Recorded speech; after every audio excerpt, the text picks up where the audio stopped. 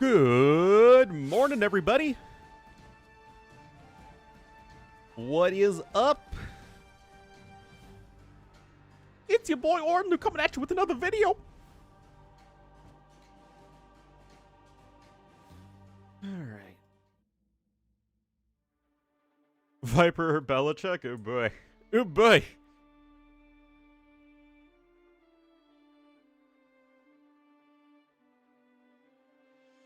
The cringe commenced. There is nothing cringy about this stream.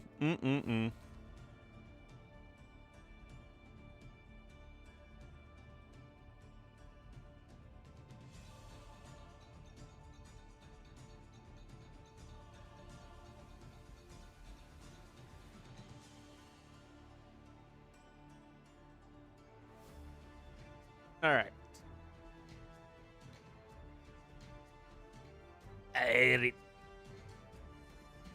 Oh, they drafted already? Well, that would be delightful if they have. That would simply be wonderful, guys.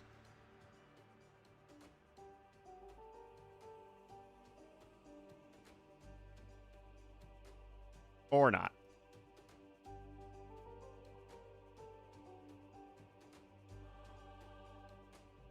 Also, I probably won't stream tomorrow. It's my dad's birthday.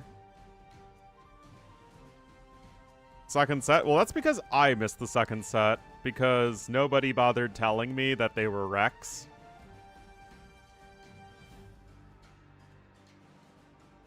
Ornlu, you're the streamer. It's your responsibility to know if they're wrecks. But it wasn't much of a series anyway.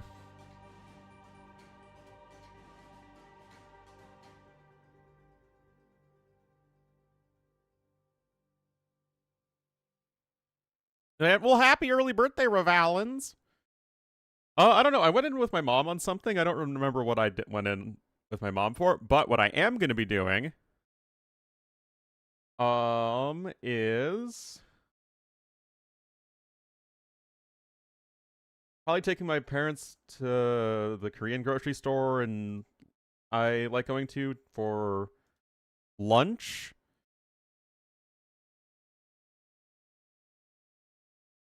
And I'm going to be making him Korean fried chicken for dinner. I think. My cousin's coming over, and she doesn't really like foreign food that much.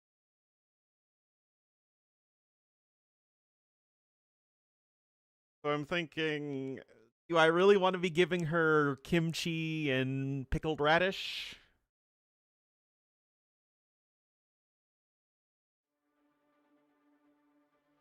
Grocery store in Korea. To be fair, it's specifically a Korean-American grocery store chain.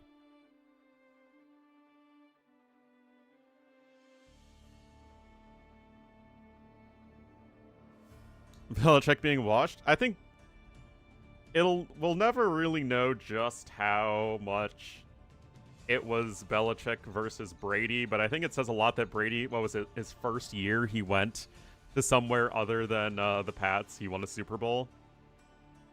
And then the Pats never did anything else.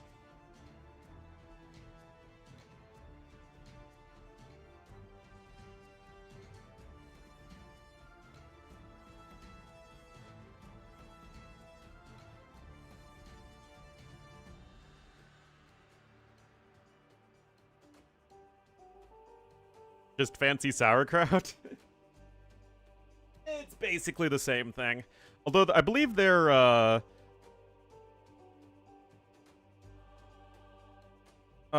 like, the fermentation process is very different.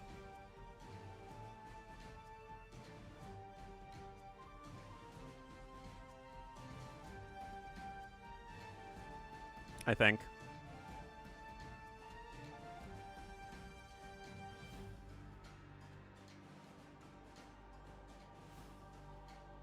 Department... Wait, really? We renamed it to the Department of Defense because it's better PR than Department of War. Oh my goodness. Anyway, Revalens at the 5-bomb. Thank you so much, Revalens. But it's your birthday tomorrow. I should be gifting you subs. Well, thank you, Altsu, Helzarian, Namabalbi, Rierdonge, and Lister of Smeg. Welcome to the Wolfpack. Enjoy the beauty, glory, and majesty of Ornlu, a wolf and friends. And of course, thank you to Revalens.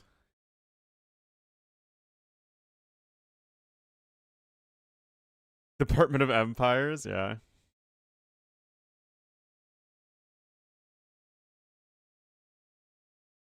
Head coach, yeah. I am definitely on the side of it was mostly Brady. Because I don't think any Belichick run offense is gonna work unless you have someone like Brady there. As a Buffalo fan, oh, Bannister. As a Ravens fan, Sunday night, man. There are going to be a lot of heart attacks given for a game that is likely not going to matter whatsoever in the grand scheme of thing. How do I apply for a refund?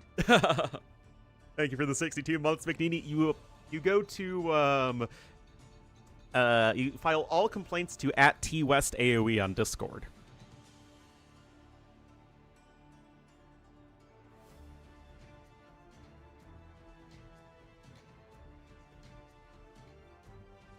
Round 6, yeah. Arts, man, yeah, that's true. Oh man, anyone watch the game last night? It had everything. Likely to win this weekend? I think the Bills are going to win this weekend, so that balances out. Like I said, I don't think it actually matters, though. Yeah, so what happened is there's now Spitgate. Literally, guys, yesterday was the first day of football, American football. On the first play after the first play of the game, it was just the kickoff. An Eagles player, so apparently the Cowboys quarterback spit on the ground and smiled at one of the Eagles players. The Eagles player is legit like a trash human being. Horrible, horrible person. Basically just a thug. And he just went up. He was like, for some reason, by the Cowboys huddle anyway, and he just spat on the Cowboys quarterback. And there was a fight, and he was ejected for spitting on the other team before the first snap was played. Oh my goodness. Won't be able to follow mine? Oh, well, it's okay, Ludicrous Man. There probably isn't anything worth following anyway. Jalen Carter, really, really good. Definitely a top 3 defensive, interior defensive lineman. But just horrible human being. He was involved in, what was it? A road race that led to 2 people dying, and then he fled, and then, yeah.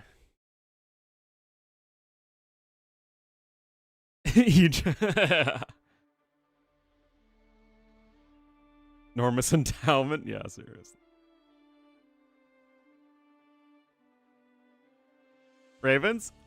Hey man, when all you've got are crab cakes and natty boh to drink, people go crazy.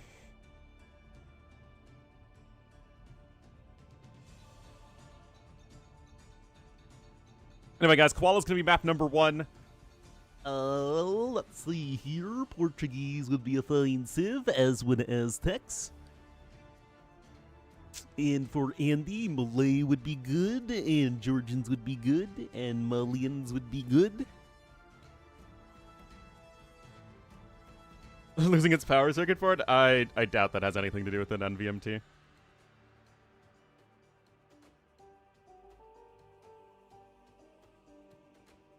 This is Yo's event to lose? I don't think it's Yo's event to win or lose. I just think he's a very strong contender.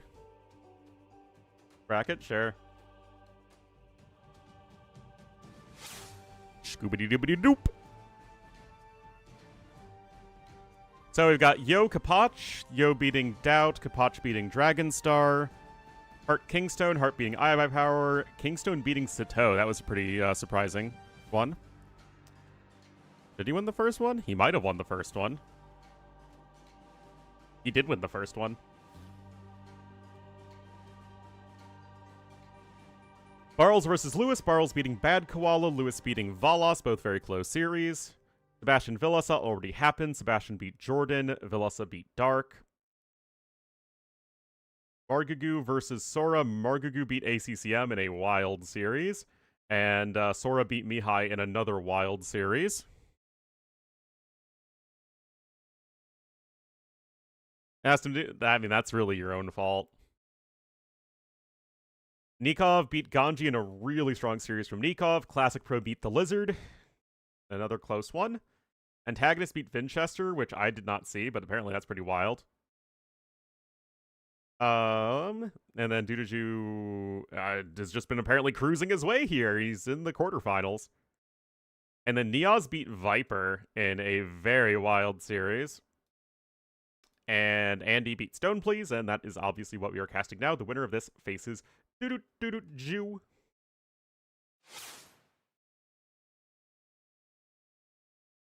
My hair is not at all the same as it was then. My hair then was like way longer. I had a more scraggly beard.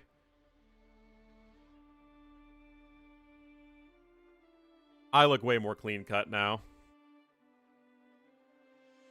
It is definitely not the same. Oh my goodness, you guys don't know anything.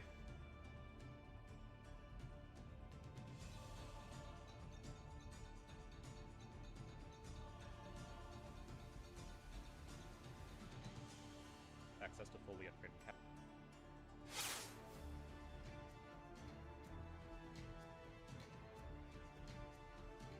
Look at this.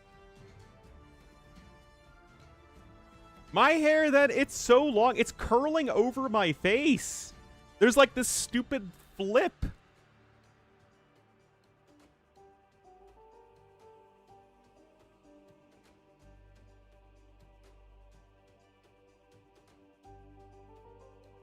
I mean, the overall style, I mean, like, what? My hair is parted to the left. My bangs were my sideburns were like kind of going on. Yeah, I missed that game. It was a sick game that I literally missed. Now I just look like a regular person. And then, of course, like, my stupid beard was all scraggly.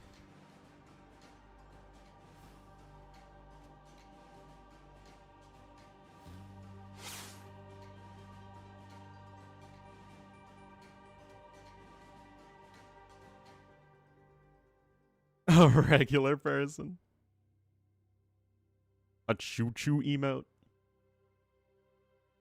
Alright guys, 50 seconds and we will be getting into game number 1 between Niaz and Andy. Oh no. I'm getting coffee, you meanos. I kind of do need another haircut though. It's getting a little floofy on top.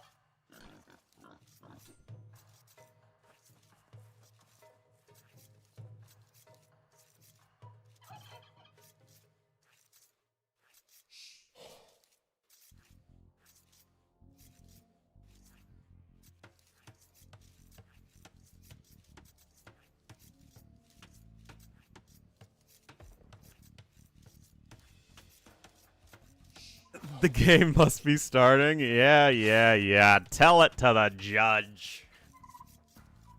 I'm so sorry.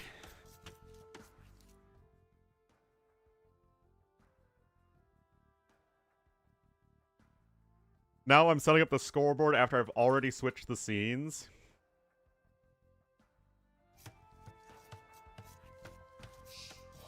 SMH. Look at this, guys. Andy's had 2 seconds of idle TC time, when Niaz has only had 1 second of idle TC time. Also, looks like he lamed a bower. Literally, Niaz took a Dutch immigrant to South Africa in the 1800s, in early 1900s, and just took it all the way to his base. Literally took a bower.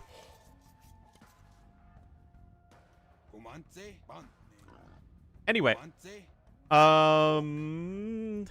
Andy could and really should take this boar, yeah. And you can just go after the scout. Oh, another hit came in. That's a mistake. Oh, do you still win? I don't think you do. No, you don't. Oh no. Yeah, you can't take that third hit. Oh, yeah, he just needed to attack the scout. I mean, it's a really tricky thing to do, but it's obviously what you gotta do at this level. Wait, what? Oh, no! Oh, no!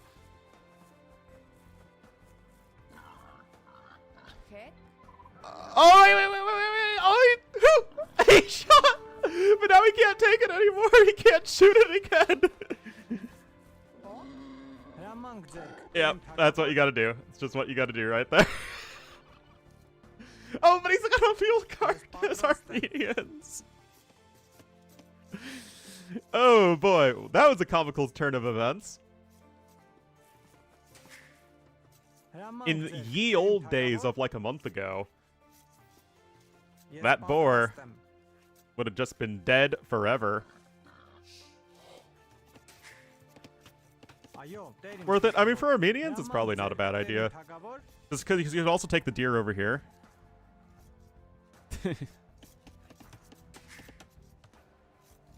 That was wild, though. Anyway, both players did grab Loom. It's probably alright. We have Aztecs and Armenians. This is a pretty good matchup, I think. Obviously, both civs have solid economies and strong monks and strong infantry. Boar Resurrection, not with that attitude.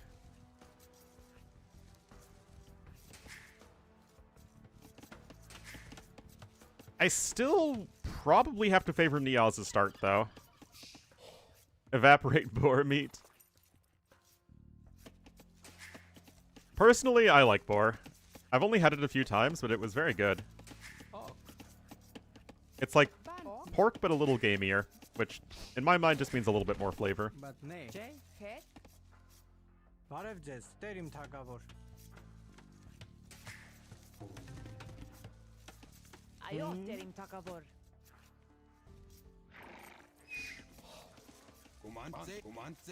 Pomance? Rhino and elephant? Those sound like endangered creatures that we shouldn't be eating. Oh no! Freerin fell! I was like, what the heck happened behind me? My Freerin plushie fell.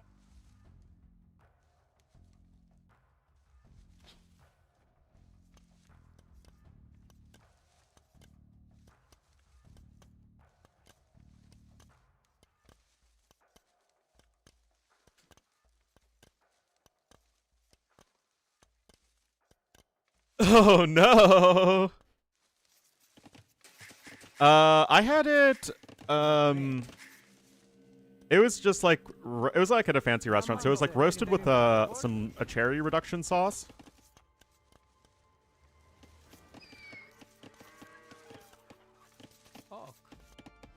And the cherries were locally sourced.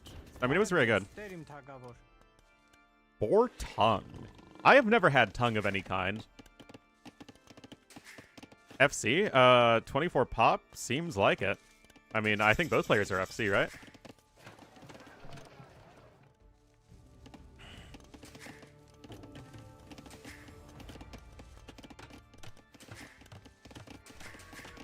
Horse tongue. Yeah, beef tongue is relatively common, at least in Chicago, but that's mostly like a lot of Italians. Dumplings? Yeah, that sounds good to me.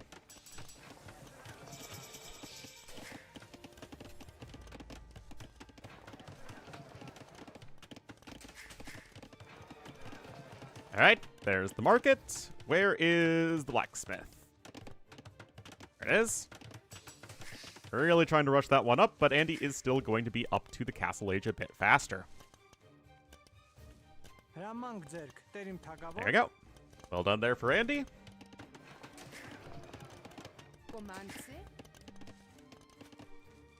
Still only a hair later for Neos, and Andy had more idle TC time, so Neos, once again, with a bit of a more efficient eco, all things considered. But if this devolves into a giant clown fiesta, then do we really favor Aztecs or Armenians? They're both top 5 monk rush civs, so... I mean, it seems reasonable enough. Either way, hello, sexy Norther.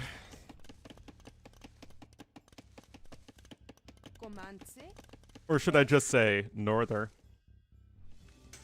As the sexiness is always implied.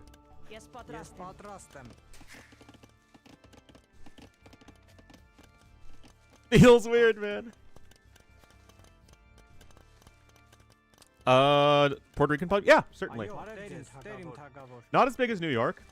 I think Puerto Ricans generally live a bit more on the East Coast, but Chicago is such a big city that we have decent size of basically every immigrant community. The only thing that Chicago has, like, a lot of relative to even other American big cities are Central and Eastern Europeans. Their love family is milk. Oh boy, it's robot fighting time.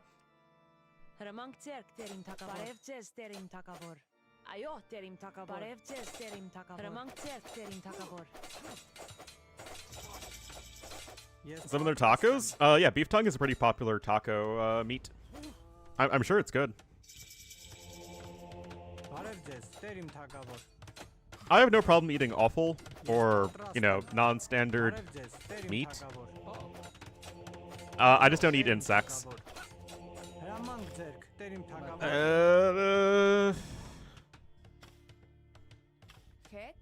Oh boy, this is getting really awkward really fast, guys. Sea insects like lobster? Yep. Is that... Does that make me a hypocrite? You bet it does.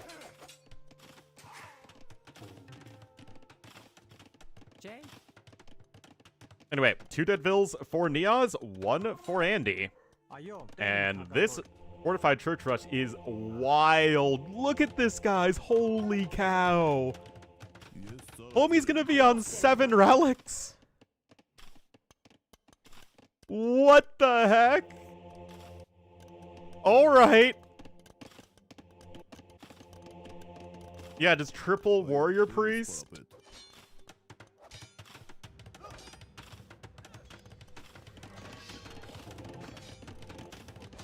You mean, I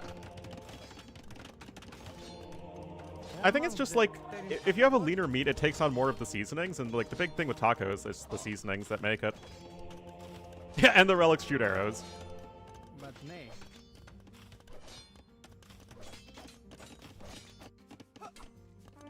Oh, the Iguelos! Still, it should be very difficult to overcome 7 relics. And he has 2 vills on gold. That's all he needs. Well, I wouldn't really recommend doing that. Anyway, there's a ram already out. You got fervor on the way. Looks like Neos was able to pick up a warrior priest. 0 on food right now for Neos. Yeah, that's going to be really rough for him.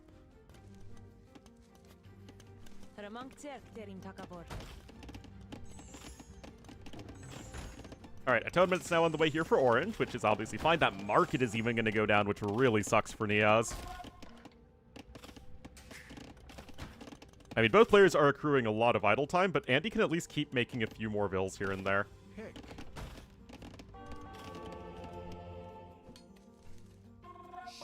Up. Oh, the peasantry. Rip. That could end up with another ville converted right there, but, I mean, the fortified churches are just so much better than monasteries. I got Fervor now on the way for Orange, and, yeah, and this is getting pretty— oh, no, a random ville died over there. Oh, the chain! So how does it work with conversions? If both monks are trying to convert each other, then whichever monk gets converted first will lose all of its faith. But if the monk doesn't start the conversion, I think then it keeps all of its faith and you can go for the chain reaction. I think. Okay, this is very weird. Devotion's on the way for Andy. We still have to heavily favor his positions with the 7 relics, but I mean, with Redemption and all that stuff's gonna get converted. Got the warrior priests there that can enter the battering ram. More monasteries are gonna go down. Yeah, hey.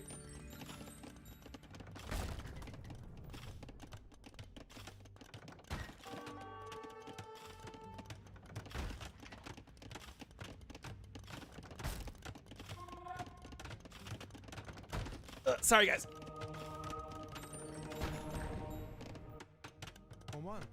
Well, this is a pretty awkward situation for both players. You have monks coming in on the both right and left sides. The ram can't really go after the TC. Honestly, this could be a lot more vills getting converted, guys.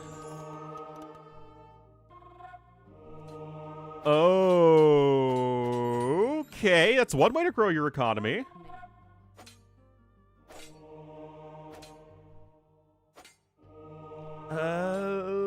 Oh my goodness, guys. What the heck is happening? That monk does get converted over there. There's still one monk left near the TC. They're going to have a Vululu off. Another monk does show up here for Andy. What is happening? Niha's just walked a bunch of monks into his opponent's base. What? What is happening? Andy has a 9-pop deficit at this point. Okay, got some more conversions happening here. The ram is coming back home, I guess, just as a vehicle to transport the warrior priests. But, I mean, the warrior priests will— I mean, they have to pop out of the ram, obviously, so— but these monks— okay, 2 monks have faith. Warrior priests are popping out right there. Okay, that's a warrior priest conversion, and if you use all of your monk charges on the other monks, then the warrior priest, I guess, will start killing the other monks. Oh, man, this is how AoE 2 was meant to be played, guys. Okay, we have 5 reinforcing monks coming in here from the east from Niaz. I still feel like Niaz is getting the better end of these engagements.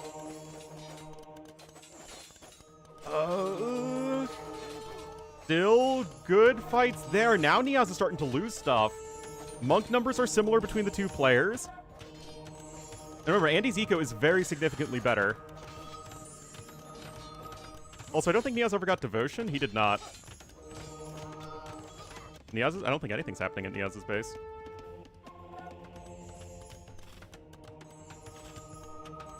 The Orthodoxy and Tlaloc? That's true.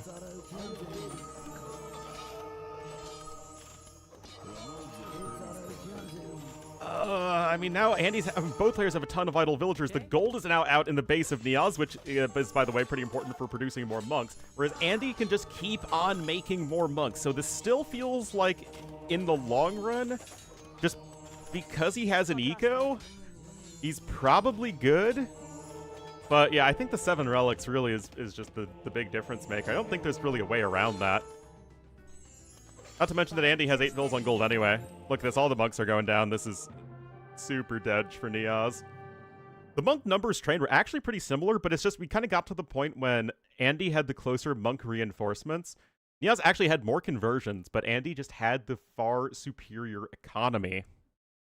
As Andy takes game number 1 in a total and complete clown fiesta.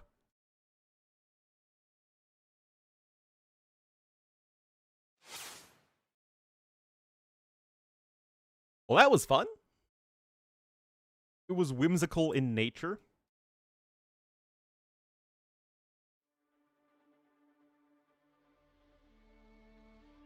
And they've already jumped into Akare for game number 2. Aztecs losing to the Armenians. Oh, whoops, I have that backwards.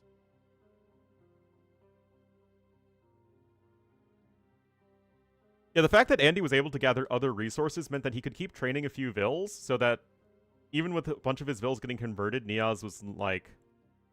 He was only ever trying to catch up in the vill count, and he had the wood income to just slap down fortified churches all over the place. Which is similarly advantageous.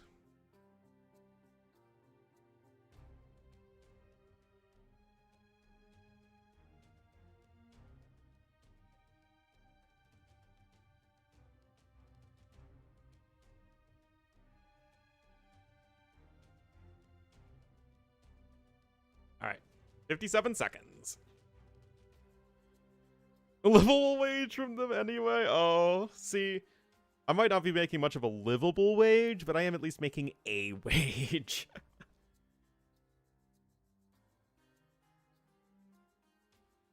I've still got my student loans to repay. I have to live the, peak existence of a modern-day zillennial. Overqualified and underemployed.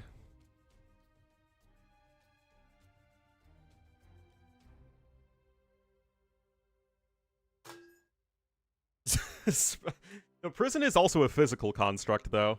I don't think debt physically exists.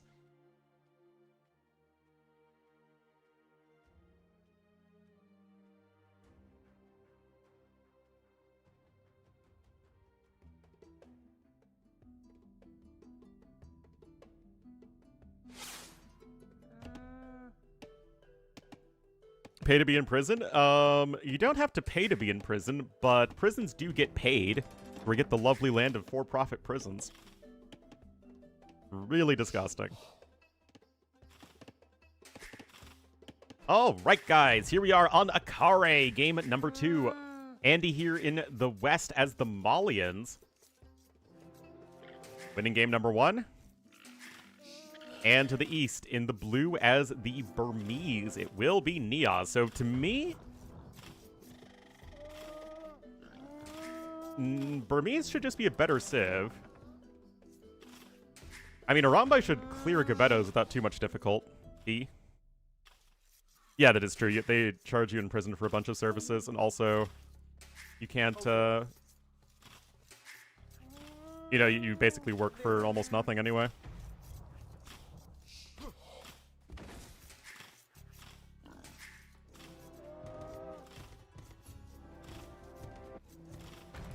Well, castles will go ahead and start shooting at everything. Honestly, I don't really know why the castles need to be surrounded by these stone walls, but I guess it's just for looks. Now, yeah, wow. It's definitely not slavery, guys. Now, Andy is going to be coming here for a nice early dock. Remember, you actually don't need to build your houses at the start because of the 2 castles. You just send your starting scout immediately to pick up one of the castles, so you can actually go for a bit of an earlier dock than normal. Why, Burmese are a top-tier civ on this map. You have 2 castles from which to produce Arambai, and you also have amazing monks. Not much else needed. Me, the bigger question is why Malians on this map, because although Gabettos are very good, I'm not too sold on a unit that costs food and gold, unless it's called specifically a conquistador. Arena mainstay? Yeah, back when they nuked buildings. Also, look at this. It's a cactus on a lake. Where's an eagle? It's literally Mexico. You can't just old man me like that on my own stream. SMH. The amount of derision I get from you people.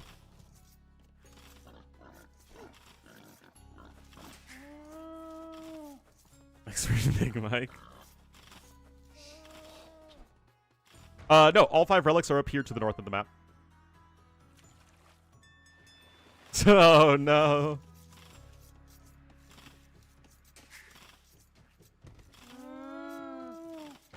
Frickin' llamas being loud as usual. Oh, no!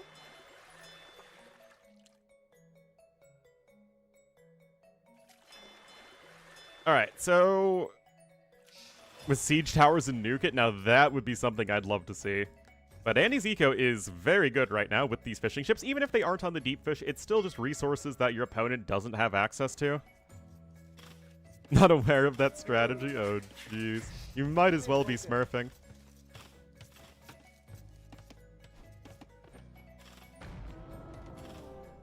Also, why is anyone still playing HD?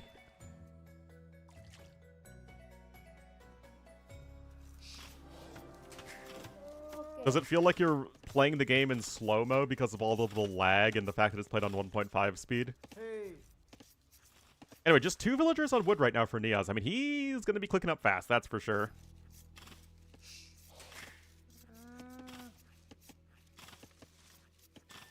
That's fair. Needs better PCs. I guess it does. Yeah, in HD, you played at normal speed, which is 1.5, instead of the 1.7 that we usually play at. Basically, when AoE 2 was in development, they found that the game was too slow at, you know, normal speed, so 1 speed. No. 1 second in-game, 1 second real life. So they actually bumped up the normal speed to 1.5, which they thought played, you know, better. However, what they did for multiplayer is because there was so much lag back in the day, they bumped up the speed even further to 1.7 for multiplayer. Okay. So that it would help compensate for the lack of, you know, smooth gameplay, right? It was actually just faster. However, when HD came out, they're like, well, we obviously don't need... You know, we live in a land where lag is less of an issue, so okay, we'll just go ahead and make the speed back to 1.5. Yeah, mass slaughter there. Okay. And then that's what they were going to do for DE as well, but because on Voobly, everyone still played on the 1.7 speed of original AOC multiplayer, all of the pro players and people like myself were like, let's just make the multiplayer speed still 1.7. So it's like, what, the 15% faster or whatever? AoE 2 nerd on the planet. Yeah.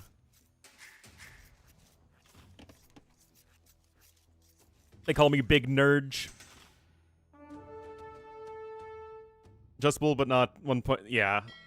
Well, I just don't think they really even thought about the fact that people were playing, you know, on Voobly with that 1.7 speed, especially with all of the improvements to user patch that actually made lag less of an issue. I mean, obviously still Voobly was super laggy compared to DE, but people still just got so used to 1.7 speed that that's what we now even do as in DE to this day. And we get our weird 1.7 number.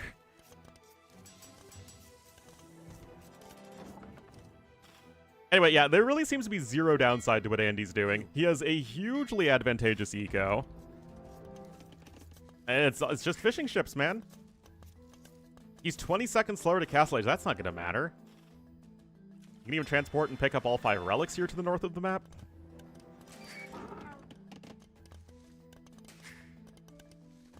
I mean, this is just like peak double castle Arambai-ing.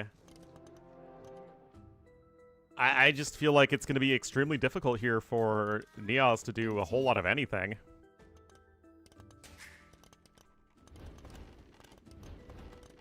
Change the speed? I mean, pros would adjust to it. That's what they had to do for tournaments in HD, but they just didn't like it. But if you're used to playing at 1.7 speed, if you bump it down to 1.5 speed, it actually feels like you're playing the game in slow motion. It's really... It's very slightly annoying.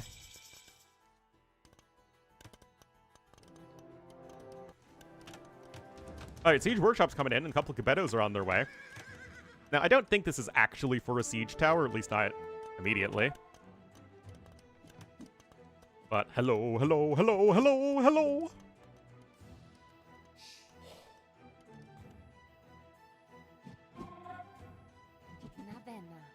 In slow-mo, you have times 8 to times 2. Well, I mean, like, it even looks like slow-mo for, you know, trying to catch up to a live game, and we're on times 8 speed, and then it, you know, eventually it goes back down to the normal speed. It just looks like AoE 2 is in slow-mo.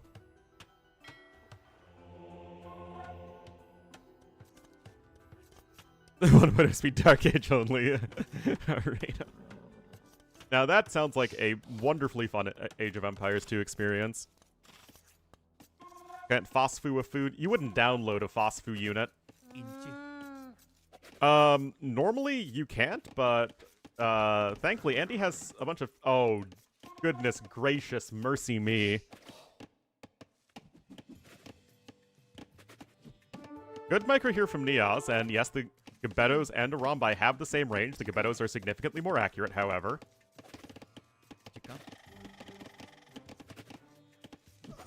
Oh.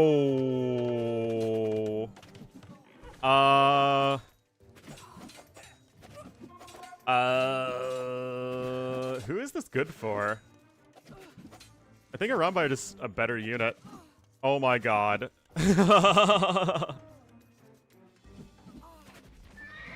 Oh, jeez. I mean, this is where the spread attack of the Arambai, or, I mean, the you know, high degree of inaccuracy on the Arambai actually matters a lot. Because the Gebettos are, like, perfectly missing everything because they have 100% accuracy, whereas the Arambai are missing so many shots that some of them are actually going to find pay dirt.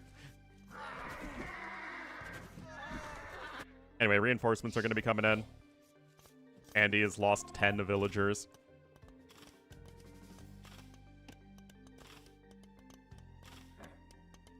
And obviously the Arambai have 50% more HP.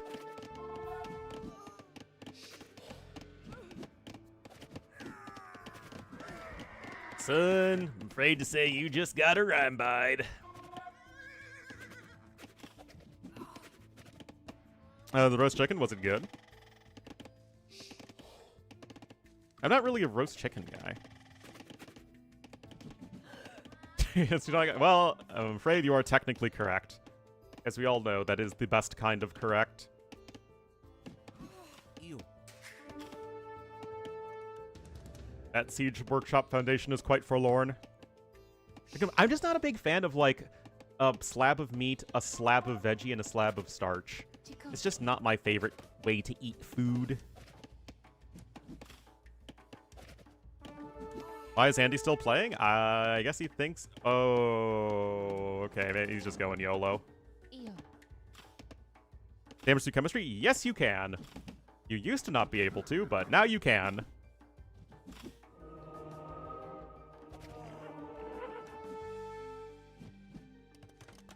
Anyway, Neos does have a fair amount of idle time, but obviously still has a far more functioning economy than his counterpart. Although, I mean, to be fair, Andy does have 5 relics.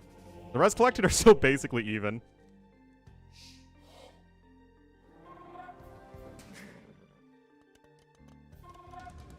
So is this what happened in Duduju versus Antagonist? Is Duduju just went with a bunch of petards and blew up the TC? Okay. It seems like Neos is coming right back home. I'm sure you probably at least heard of the game.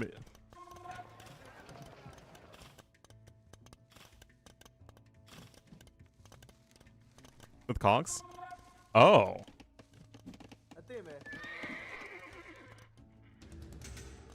Alright. Yeah, here we go! I'm sorry, I'm doing my Dak Prescott impression. Principled enough person? Oh yeah, if I was a principled person, I'd also be a vegan, but... You know, you only have so many vices you can have in life. No way. The Gebettos are all dying too quickly. Petards do not go into siege towers now. No. No way. Okay, perfect. Now the Iranbai are going to be making a beeline here. Perfect. Perfect, perfect. Now there aren't enough left. Yep. Whew! That was close.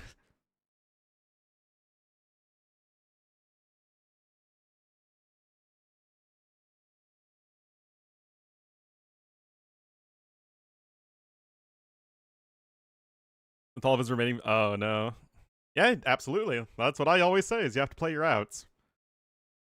And that is what Niaz did as he takes game number 2. It looked good until, like, half his economy died. You know how it is.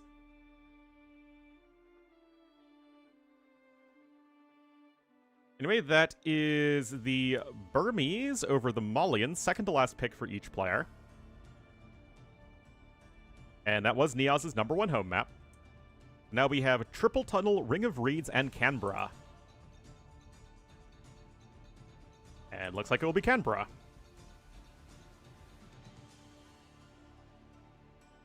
Let's try making units, yeah. Malay, Persians, and Wu are all perfectly fine civs here for Andy.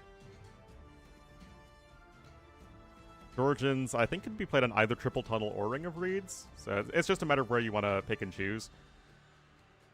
Italians or Japanese are likely going to be the case for Triple Tunnel for Niaz. Beyond that, Portuguese and Bengalis... I mean, they're both fine here. I don't really see a whole lot of daylight between these picks. Ring of Rosies? What if we have multiple type of flowers? So it's both Ring of Rosies and Ring of Posies.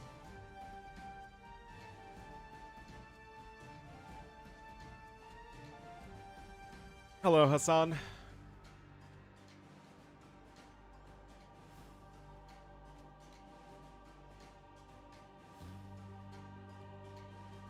Hello, Kuzo Frog.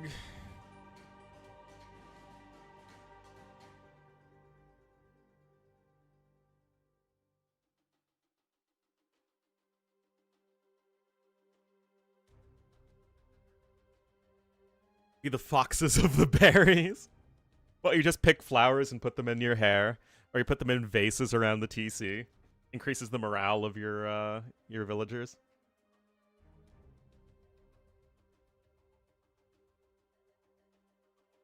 You sell them for gold? Well, to be fair, the Dutch could do that in AoE 3. Get tulip speculation.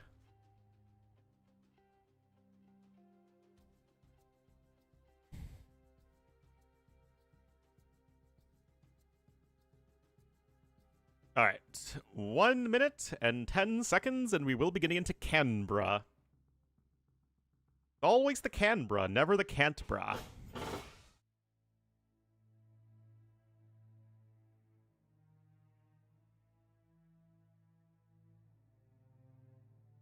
It's okay, Dash.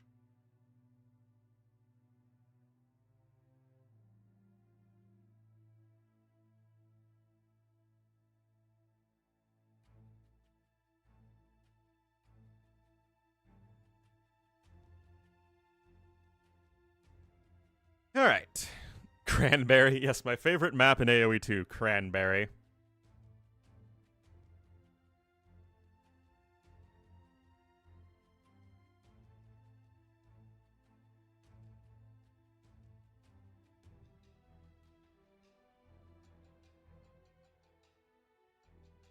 Alright, let's do this.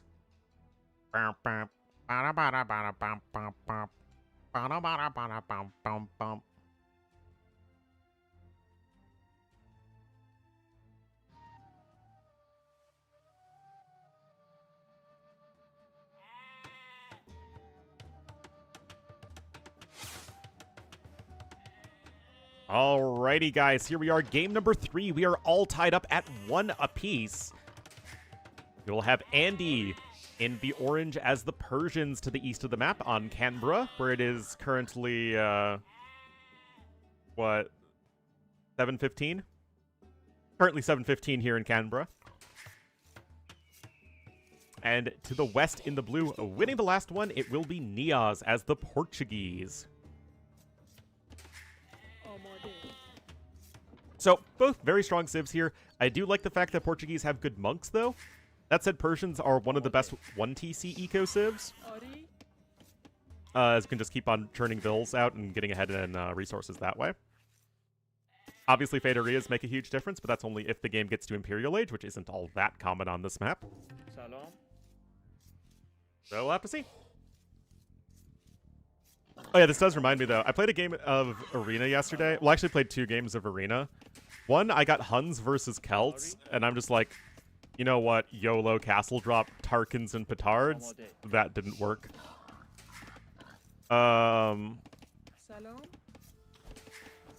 then the next game, I got against the same person, and I got Persians versus Bohemians. And I was similarly very unhappy. Andy loves his quick walling. Yeah, he's fine. He's fine. But yeah, Persians versus Bohemians. I kind of did an experiment to myself to see is the Persian eco good enough that... And if you can get to Savar hand cannoneer... Can you still just beat Bohemians just by saying my 200 population is better than your 200 population? And the answer was apparently yes. I had like 5,000 more gold collected than my opponent. I mean, I had like way better eco. And although he had Hal, hand cannon, bombard cannon, I just got to Savar hand cannoneer and some siege rams. Siege rams were actually really important. I mean, my opponent likely misplayed in the same amount of ways that I misplayed, right? We both misplayed. He played very well in the game that I lost to him, though. Played really safe. Went for double barracks pikemen.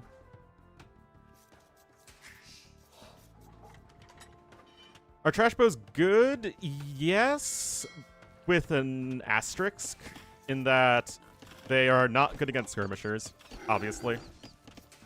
They're basically skirmishers that are much better against infantry and archers, and obviously much better raiding units and all that, but they're much worse against you know, other ranged units. Yeah, I'm back to 1900, like 1910 or something.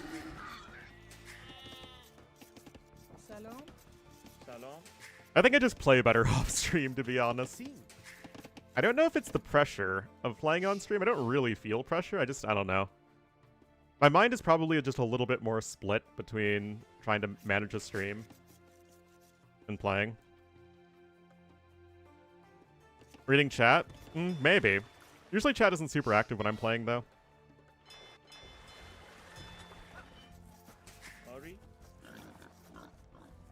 On what to say? That's also true.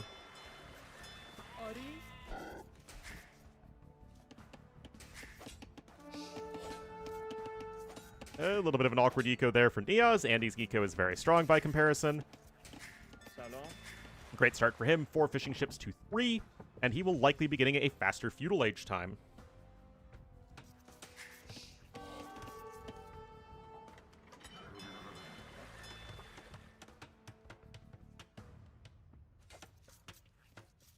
Playing my full attention? Yep.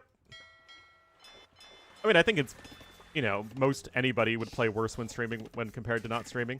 It's why when even pro players are taking things seriously, even players like Viper and Hera, who are very, very good at playing near their top level while streaming, won't stream. And obviously, even for my significantly lower skill level overall, I'm probably even further away from playing my best, if that makes sense. Have a brain tied behind my back. It was so broken it was removed. I sure remember.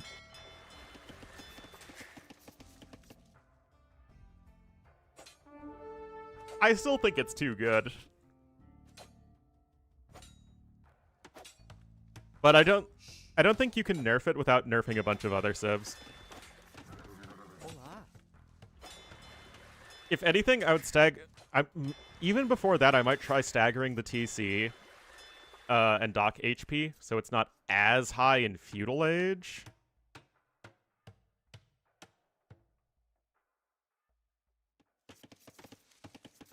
Skill unit can improve. Yep, but it's also not something that it's not the main thing that I do when streaming, and never has been and never will be. So it's also not something I will ever practice on a regular basis to begin with. Versions feel almost fine. They feel a little too good on, you know, early game hybrid maps like this one. Not relative to the other top civs, but also they're just one of those top civs that I think, like, they're one of several civs that could get a small nerf. I do think, in general, though, Persians are a civ that used to struggle a lot to find a specific niche in AoE2 and were generally pretty boring. I feel like Persians are really good right now, though, in terms of being an interesting... Like, they are the eco and cav civ. It's too hard to talk while streaming. No, I mean, I don't have any problems talking while streaming. It's just a matter of playing well while doing it.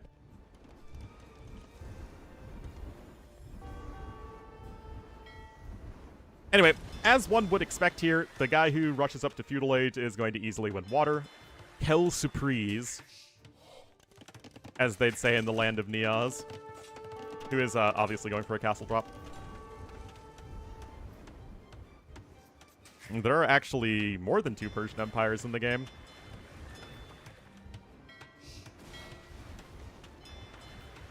AoE2 Persians represent 3 Persian empires, culturally Persian empires that were ruled by ethnic Persians, which would be the, not that great. Be the Sassanids, the Khwarezmians, and the Safavids.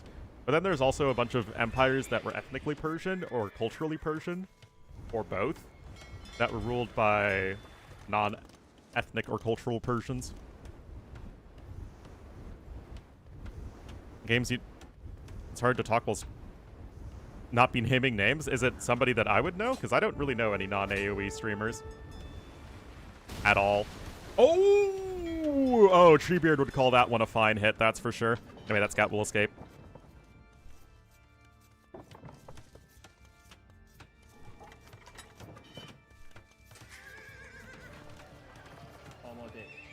Probably, I feel like you vastly overestimate my knowledge of any streamers that are not AoE2 streamers. Yeah, a little bit of the S word to try and run in there with the scout. Where did Orange's scout go? Oh, it just escaped. Probably not then. There we go. Oh, Tato. What is he doing? Wait, hold on. What on Doubt's green earth is happening? This is like even more reason to not go in with the scout cavalry. Oh my goodness. What are you doing, Niaz?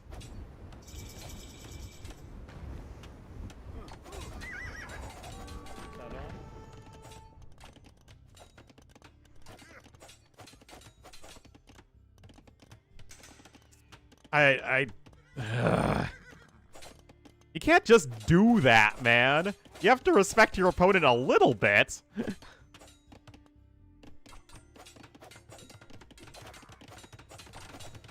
Now, to be fair, Andy is still very far away from Castle Age, but obviously this is a bit of a calamity.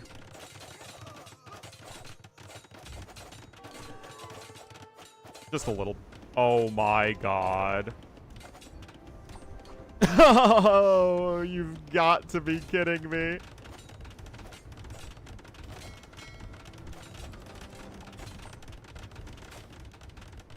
The Mask of Zoroastrianism. Half the vills.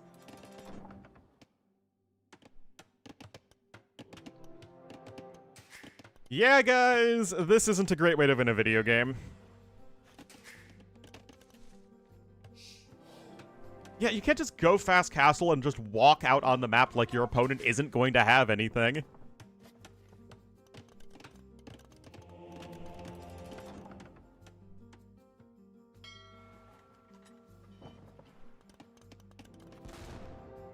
Actually, what do you think I'm doing?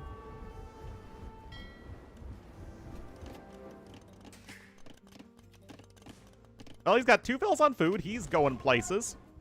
Of course, Andy's going to be in Castle Age in a couple minutes, and will make, like, any amount of cavalry and win the video game. I just don't think I like straight FCs on this map. Maybe you can do it with Koreans. Oh, yeah, I actually tried turtle ships the other day. They feel really good versus fire galleys.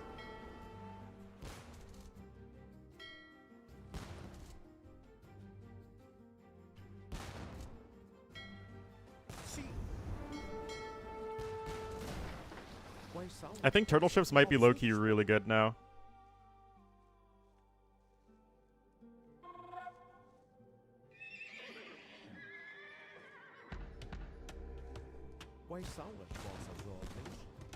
Knows. Oh yeah, you need a blacksmith so you can build a siege workshop. So they got essentially nerfed when they got reworked so that they were bad against fire ships and good against galleys, like most of the other naval unique units, which was really dumb because you need an anti-fire ship unit as Koreans. And then they got reworked so that now they deal melee damage instead of pierce damage, so they're much, much better against fire ships. That big, well, that's Persians, that's fishing ships, that's idle TC time, a lot of factors.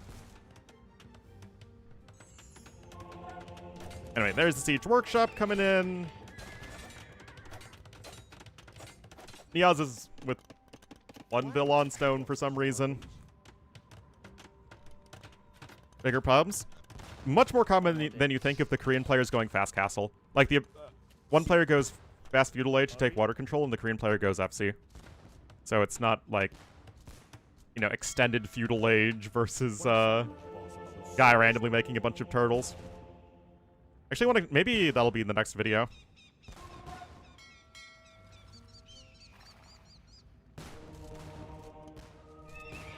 That said, it's just scouts for now. And scouts aren't going to be quite as exciting versus the organ guns as some other units could be.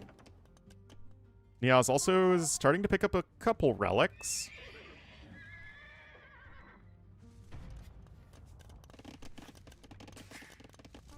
Versus men-at-arms? Yes, they are. Oh, nice snag there.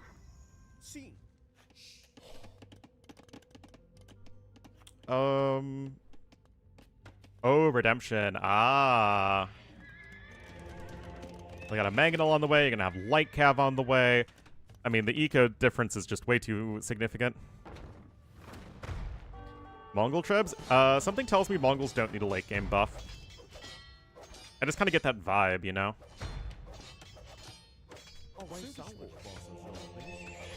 Well, okay. I'd be fine if drill affects only the unpacked trebs. That feels pretty reasonable to me.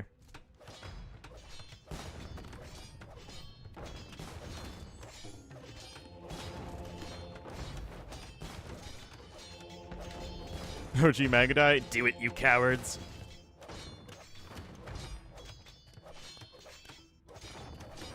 Addiction is too strong, tell me about it.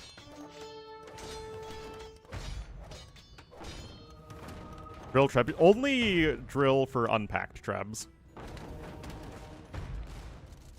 I mean, that does make things tricky. Now, I think Devotion was just researched. Yes, it was.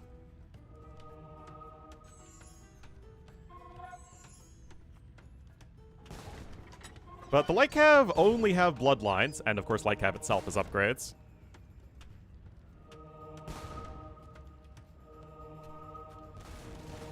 Now you have to be really careful here because there are multiple mangonels out. What in the name of no conversions is that? Devotion is broken. What the heck? That is just ridiculous.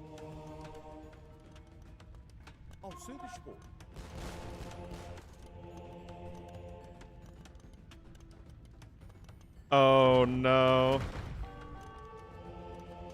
Is that monkey even gonna get out? Nope.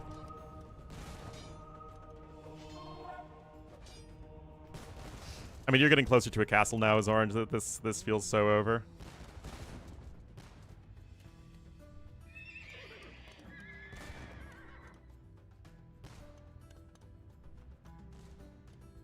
only has 2 monks right now. Only the one... no, he's got 2 monasteries, but yeah, he's just lost so many monks along the way.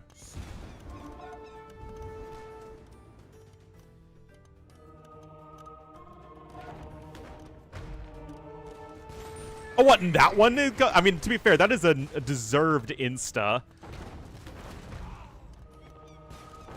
Instagram. No, no, no, no.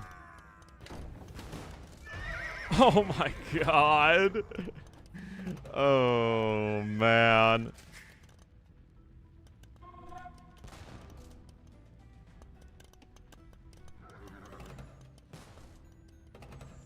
Oh, boy. Way ahead in res destroyed.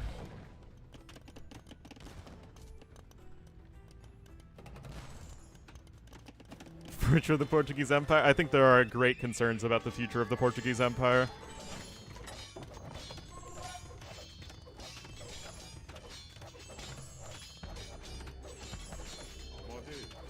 I think Salazar would be very unhappy with the state of this game. Alright, now he's just gonna, again, YOLO it up. And it's gonna be as successful as Andy's was. Wait, how do you even do this against a Persian TC? You need 10 petards!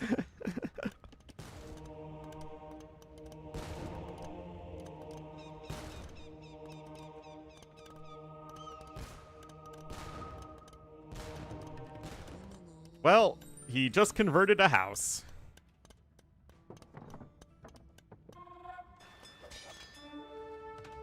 But I mean, look at this. Yeah, but like, it's the most obvious play on this map is going for the transport petard thing.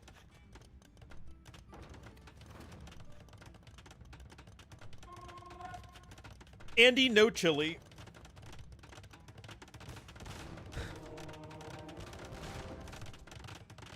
Andy simply does not have any chili con carne.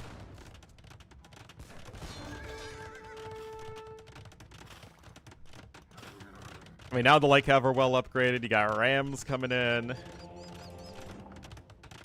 Oh, guys, what if Niaz leaves with 5 petards?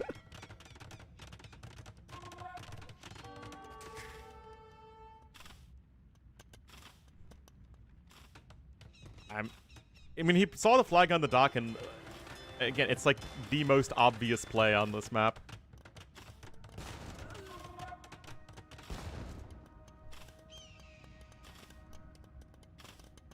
This will likely be as successful as Andy's petard rush in the last game. Actually, Andy's petard rush was very close to actually winning.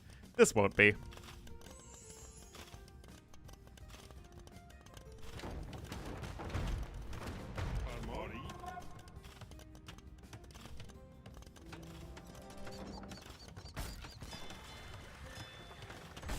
Dock block on the other side.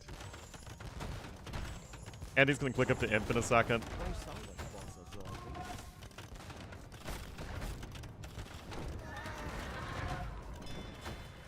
Uh-huh.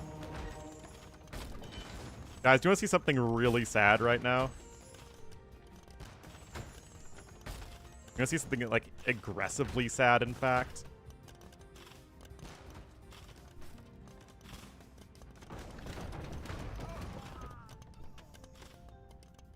What is even happening? Oh, he's trying to convert the dock so he can delete it to send the transport ships through the fire ships and the monk into this completely walled off area.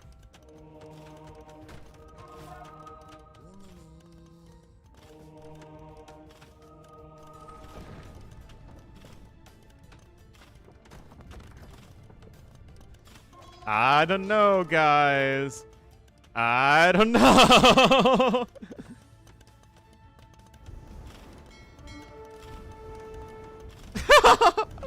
This is so sad. Oh no! Oh, he just deletes everything. He just deletes everything. Andy, 1 game away from the round of 8. Yeah, literal naval blockade. Yeah.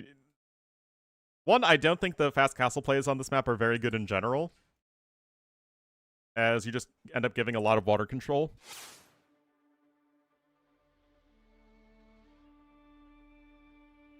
But also, yeah, losing all your vills trying to cross the map like that's pretty rad. Alright, Portuguese losing to Persians. Andy is 1 game away from victory.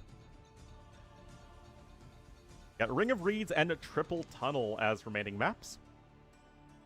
2021, oh no.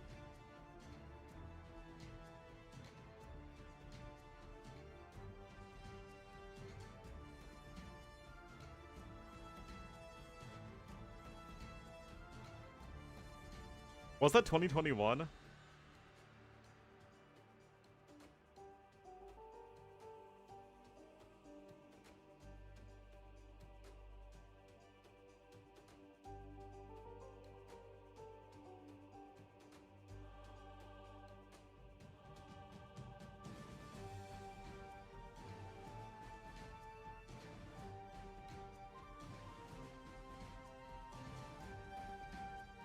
Alright, looks like Ring of Reeds. You're saving Malay for Triple Tunnel. So probably Georgians here. And probably Bengalis here. And then Italians or Japanese on Triple Tunnel. Eco, geez.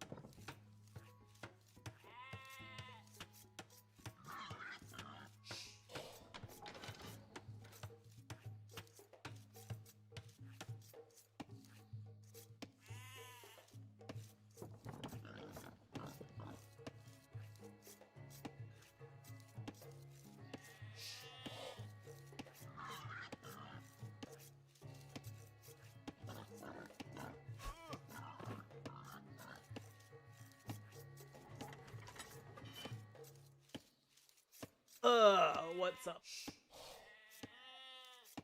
Am I ruining AoE again? Again. Oh, interesting. Andy's gonna go for the kill here.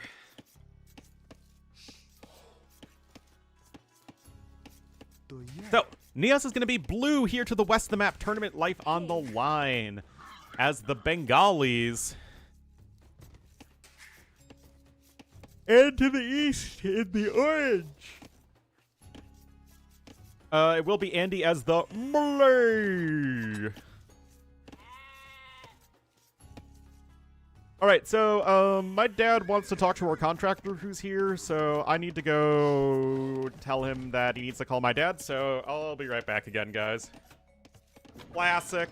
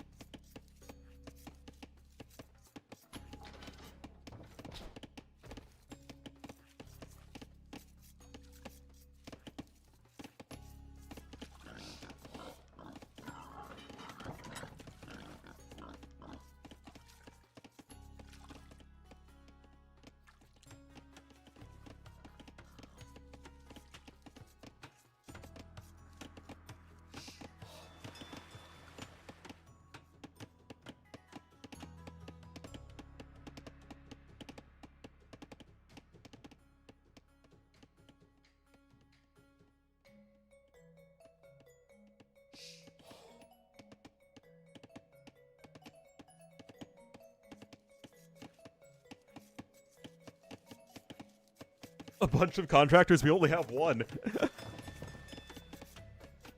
Oh man, I'm so excited though. My bathroom's finally gonna be done today. After not having a bathroom for 10 months. Anyway, it looks like Niaz is fishing here on the outside.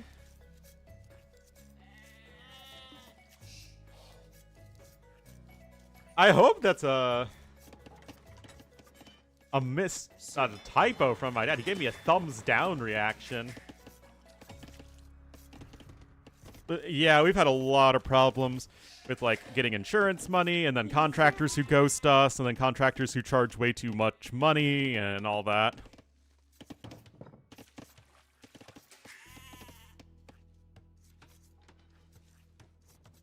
But yeah, it was early October of last year that my bathroom had water dripping through the floor. And then my parents had the same problem in their bathroom. Apa sasananya, Baginda? So basically, we've had one shower in my house, in my bathroom, because the shower was functional even if the rest of the bathroom wasn't. It was new when I was born. So the house was new 29 years ago.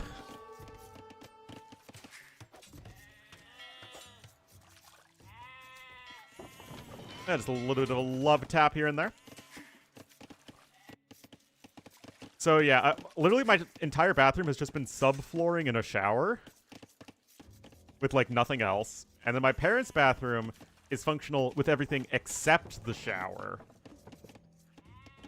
And then we have a third half bathroom downstairs that I've been using this whole time.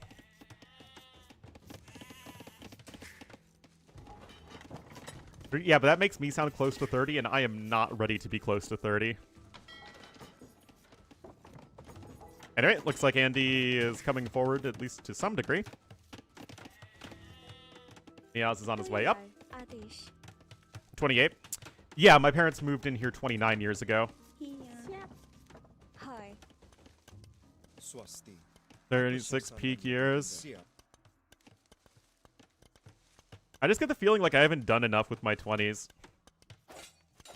I didn't do any partying or going out. I mean, I did some exploring of the world. I didn't do that much. Wait a minute. Research in loom makes your villagers harder to kill.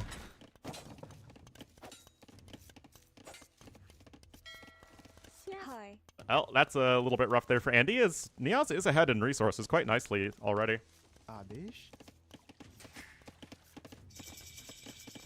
Not too late. Well, I'm trying to get a job to do all that. Lazy? I work a lot, actually. I just work it all at home.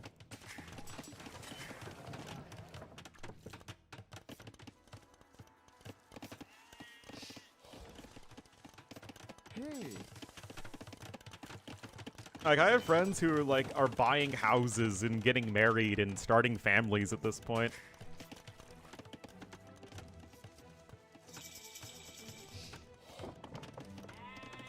Oh, jeez. Was it a Big Ten or an SEC school?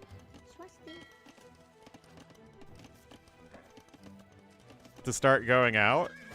Well, I just mean, I still live in my little packed health. Ah, there you go.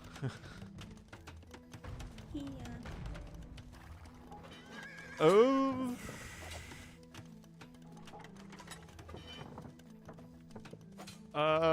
That doesn't seem very successful. Oh, spaghetti, Mr. Yo! It's the Mountain West, but sadder. Oh, no. Completely out of my system.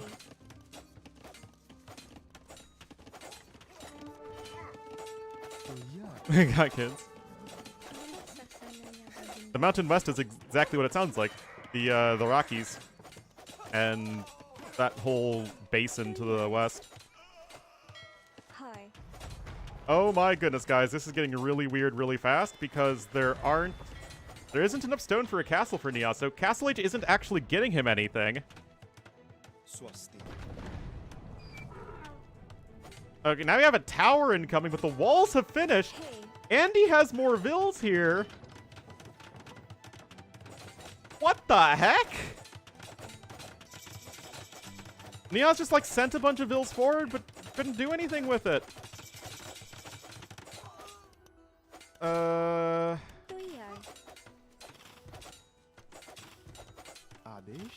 I guess it's gonna be another dead vill for Orange. Alright, now blue... guys, I am so confused. What is Niaz trying to accomplish here?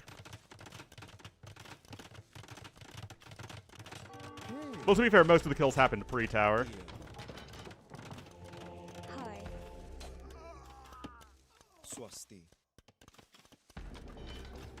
Huh?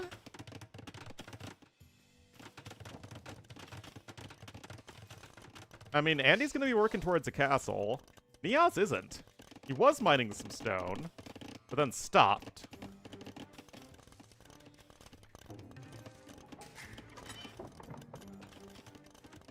Oh, what? He sold 500 food? Okay, Bidax is on the way for Andy. It's not in yet for Niaz. Okay, now Blue's coming in with a double monastery, but Orange's double monastery is faster. This I'm not too sure about. Can't you just go back into this tower?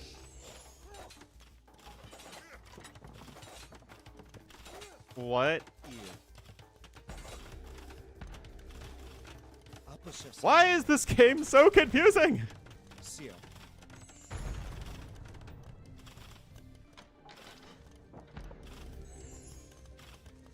I mean, it's not, we have to prefer Andy's position. I mean, Niaz hasn't had a working eco in a long, long time. He's behind in every single resource right now. I mean, with a third freaking monastery.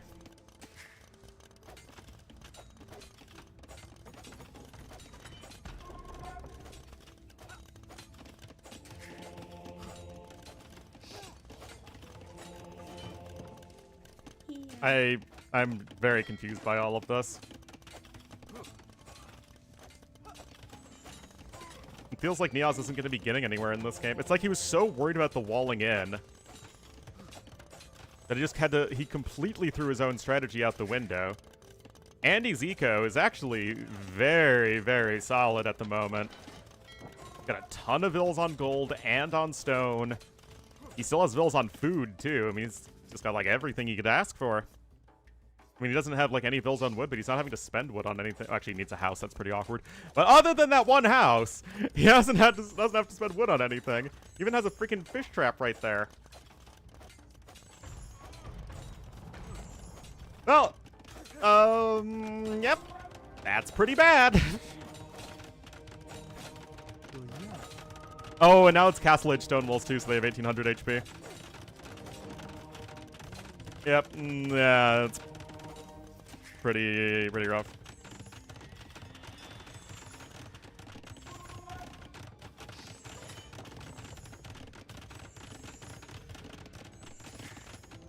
Yep, and you're not even that far away from affording Bodkin.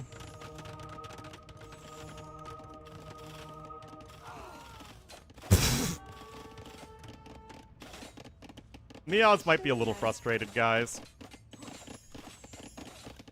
Might just be a little bit frustrated.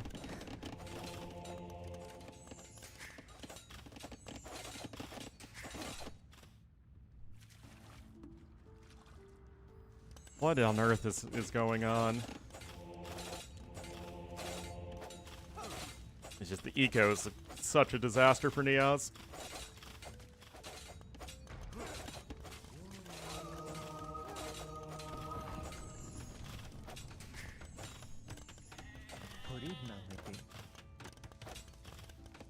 A little surprised Andy isn't just going fletching.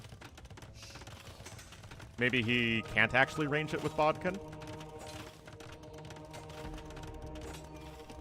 Yeah, there really haven't been that many good games in the round of 16 so far. We've had better games in the earlier rounds, which is not at all what you'd expect.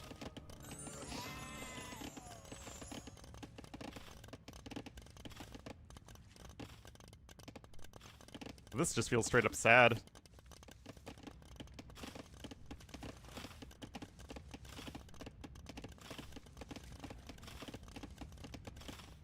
Apa sasananya, Baginda? That monk probably isn't going to escape. Nope.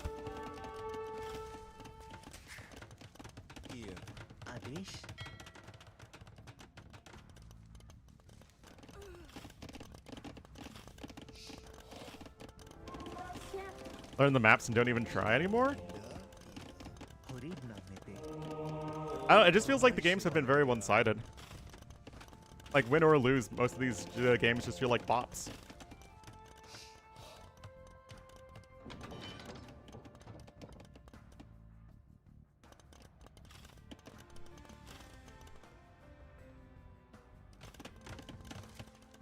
Unless Neoz is just able to walk around the entire map unscouted and drop a counter castle.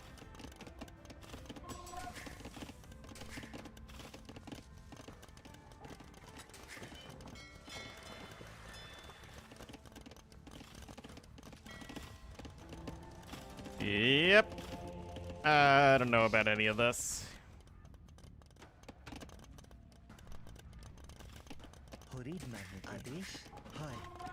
Hi.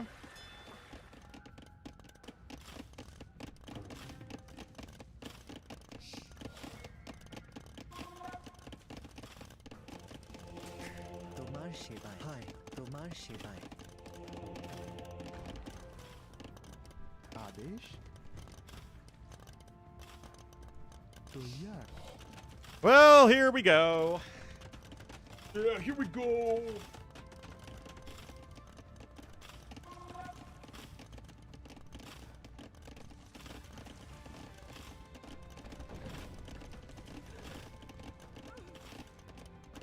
Wait, what the heck?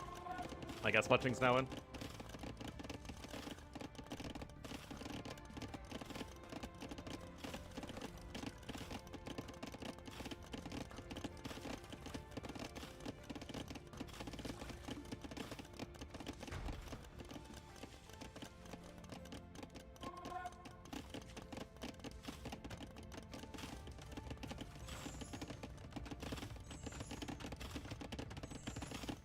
playing like this? No.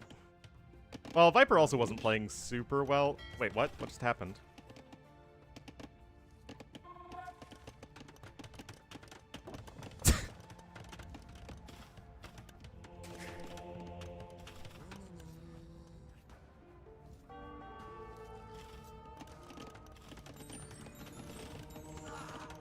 Well, there we go. Kill your TC for the show. Oh, what a guy. What a guy.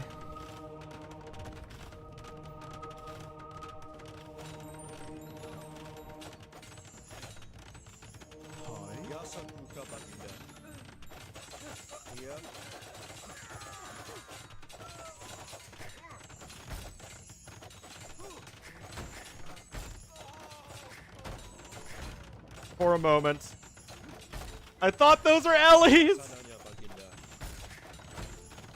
Ah, what a swell move.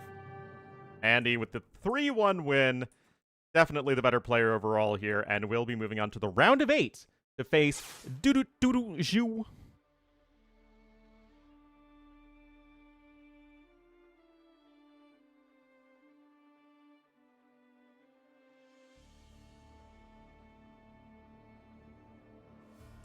Well, that wasn't the best series. Hearttt versus Kingstone is next.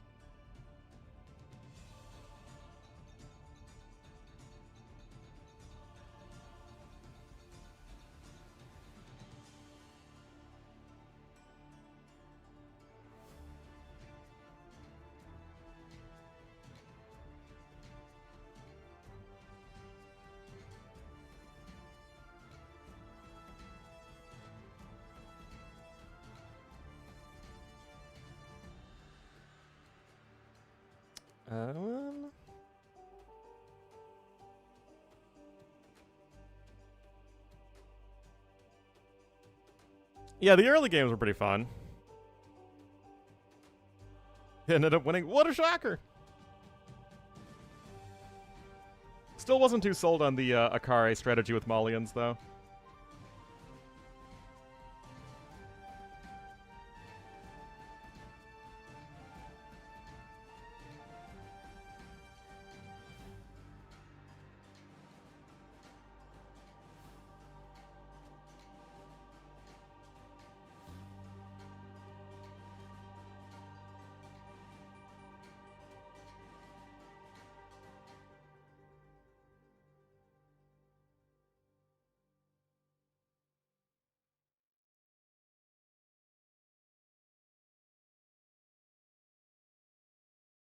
All right, so let's see what the deal is with this set. Is it Rex? Is it live?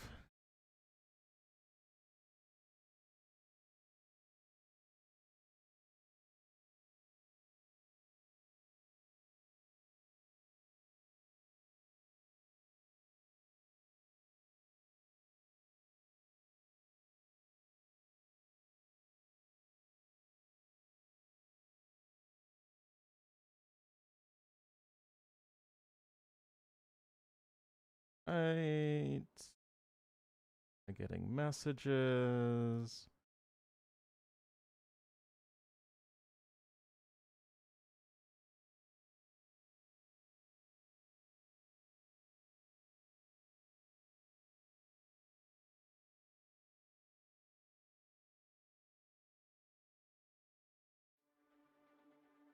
All right, so let's see. Round of 16, Hearttt Kingstone.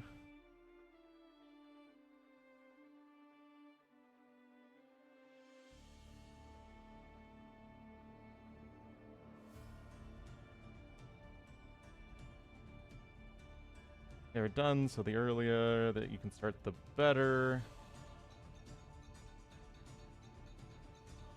Alrighty.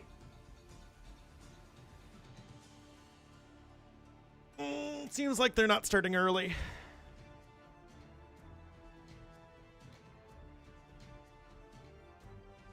Good night, Northern.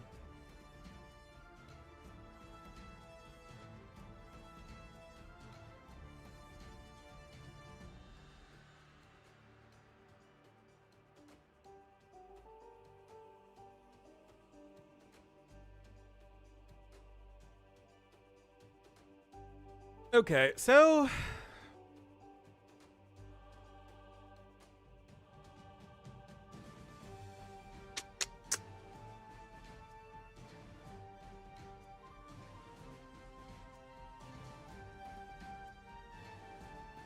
let's see.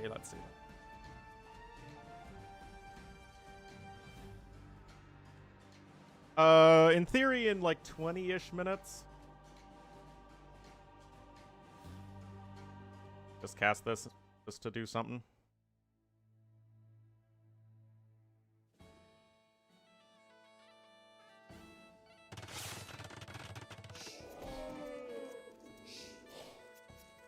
Alright, this is not sudden disaster.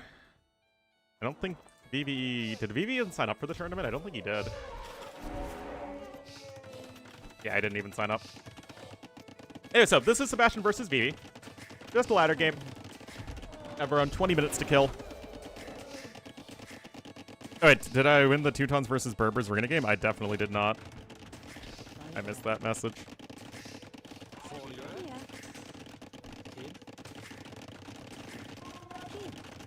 Won some games off stream. Nope. Gurjara's on a rape. Well, Gurjaras are a very good Arabia Civ. Anyway, Metadarm opening here from Sebastian. Yeah, post-buff Gurjaras are very strong. Able to keep up with Celts in terms of resources for now. MG Light, thank you so much for the 19 months. Thank you. Only a wolf. Win rates? They were pre-buff. I assume they're much higher now. I mean, they got triple buffed. Their early game got a triple buff. That's pretty good. Also, I tend to put very little stock in ladder win rates. Namaste. Agya. Ranks were like the best Civ on ladder for a long time when it turns out that they were actually just alright, and then when they got a minor nerf, they suddenly see zero play, ever.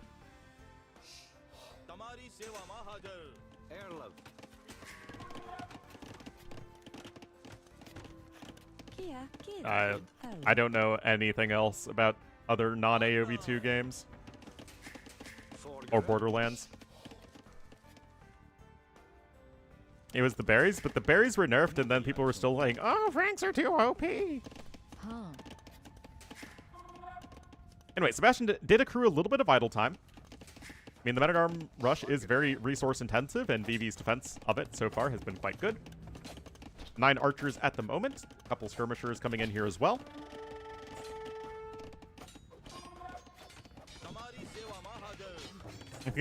But again, like, people say, oh, I think Vietnamese are too strong, and they're like, Ornlu, their ladder win rate is really bad. Why would you say they're too good? But they're, like, a constant pick in tournaments.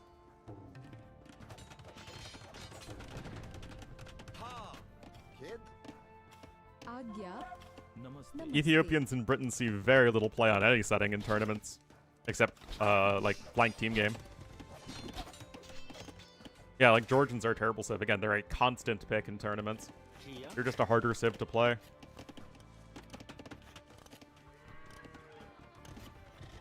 Different things. Unless there's something truly egregious with the win rates, and this is true at any skill level, I don't really think we need to put too much stock in them.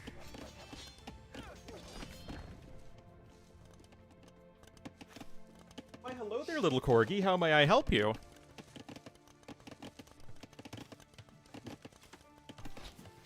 That's a good spot for you.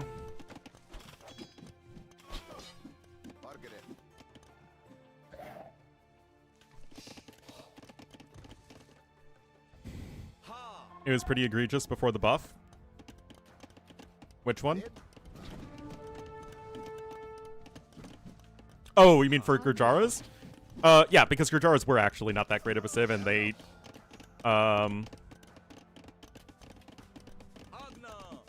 yeah, I mean, the Gurjaras weren't really seeing play anywhere in tournaments.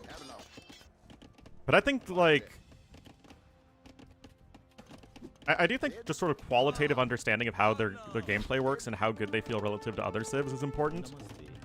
I think tournament pick rates also really say a lot about a civ, balance-wise.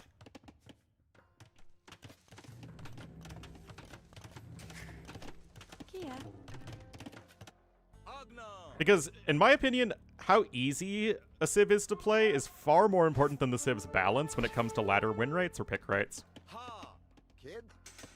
Namaste. Agya.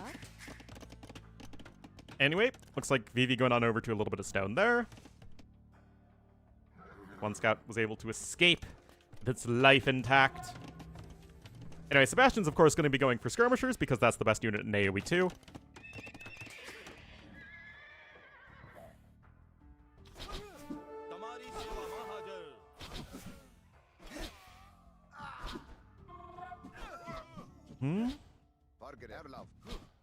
Skirms try and trade as best they can, but obviously that's still a very good fight for Vivi.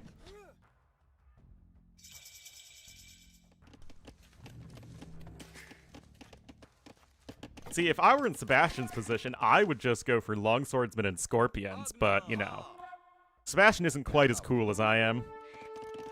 Which very few people are, to be fair. Namaste.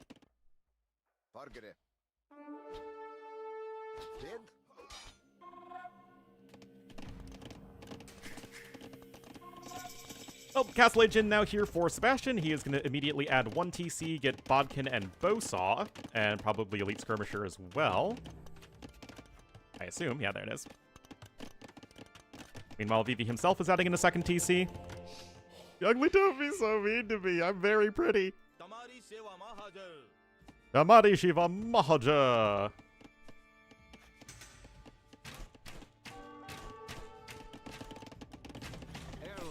Arrow love.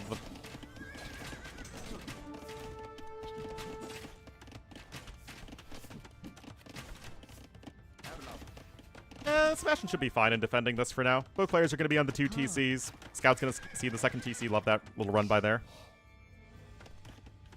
It is actually a very good longswordsman matchup. Because if you're just forcing the Gurjar player to sort of boom and play crossbowman, that doesn't really lend to their strengths at all. They have literally 0 bonuses here that would help you do that.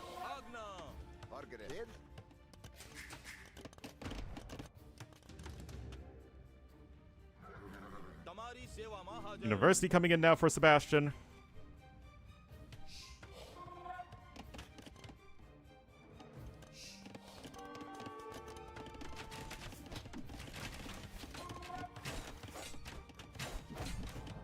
Elsa's self-deprecation. Yeah, I'm such a snowflake.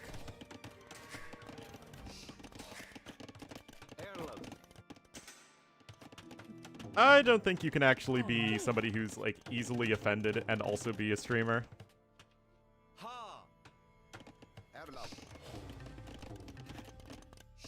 Alright, Ballistics is coming in. Not in for Vivi, who's instead adding the 3rd TC a little sooner. Actually, Vivi just now getting Bodkin.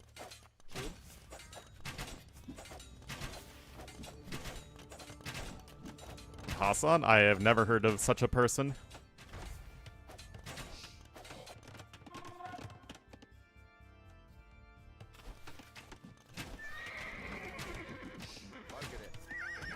Easily offended. Well, are they just like rage bait streamers?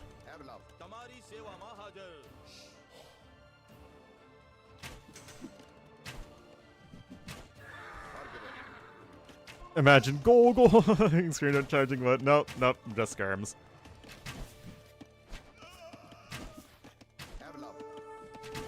But isn't that like part of his whole shtick then? Is just to be offended and be angry so that people can engage in that?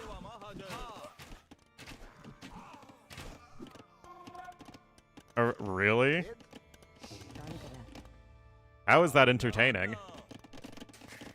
I feel I complain too much.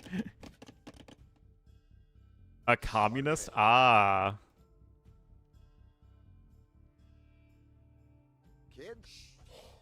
That doesn't make any sense. A tanky? I have never heard of that term before.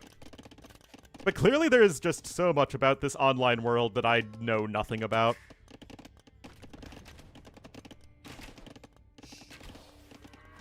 Oh, you gotta be careful there. This is a couple crossbowmen.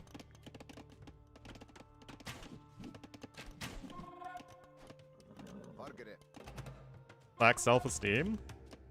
Maybe.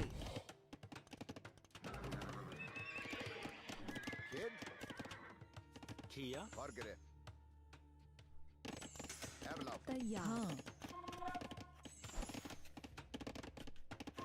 America bad? Ah, yes, one of those people. One of the fierce enemies of nuance. It's all crash and no out.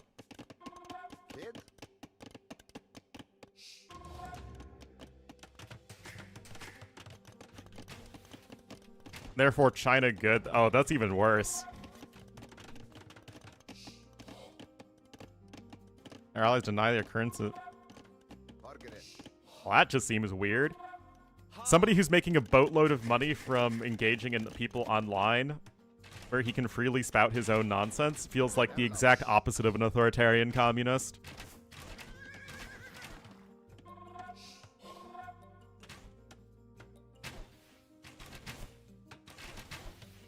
What? Kill infantry? Yes, it does. Stalinist? Ah. Progress boot. Ah. Very... Holy cow, that's good micro. Okay, well, that was well done there for Sebastian. Now you're running out of mangonels and running out of units here as Vivi.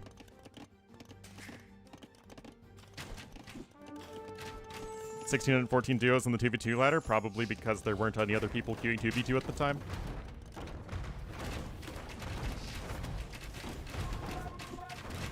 Alright, castle coming in here, but yeah, mangoes are starting to eat that TC. Pikeman upgrade coming in here as well. Uh-oh. I want to go in that 2v2 lather, baby.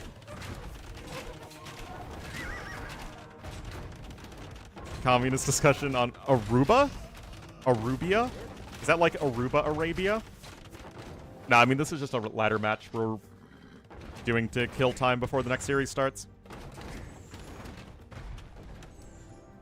Well, the castle is in right there, but Vivi is much further away from Imperial Age, is way behind in resources destroyed.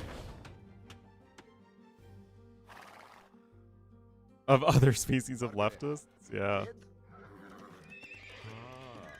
Oh. You got some chakrams on the way, which are going to be very good against Celts. Oh, jeez.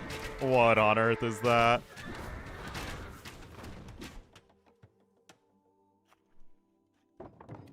During good games, never ever. Alright, pause.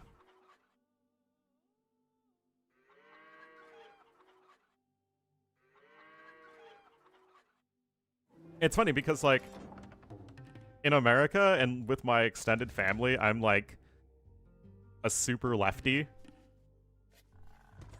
And in the lands of the internet, I am, like, some hyper-conservative person.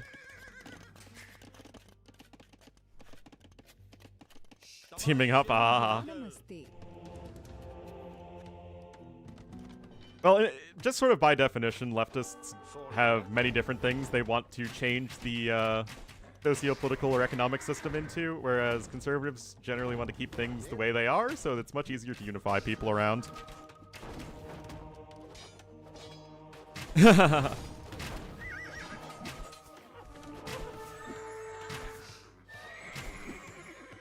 Mac confirmed. Oh yeah, that's me.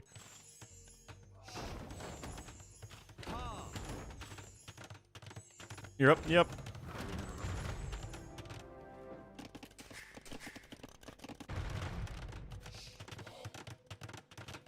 Things big time? Yeah. Which is why it's kind of this weird voodoo hybrid thing. You're siding with them? Yep. This one's born enough? I don't, man. Reactionary? I'd say in the modern context, yeah. Oh! Whoa, whoa, whoa, whoa, whoa, whoa, whoa, whoa, whoa, whoa, whoa. Big hit Mangonel hits always turn me into Zoidberg.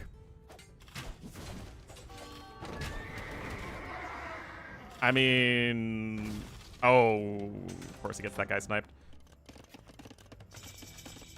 Anyway, only a mid-B tier unique unit, unfortunately, for the Woad Raiders. No idea why I rated them so low the other day.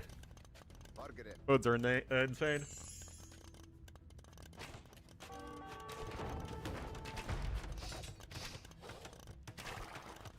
Yeah, it was weird. I don't know why I did that. They are probably the best infantry, like, you know, generalist infantry unique unit. Yeah, I would, if I did it again, I'd label it as A tier. Yeah.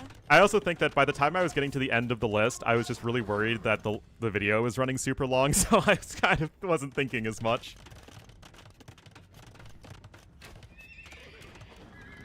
Redcoat sleeper agents.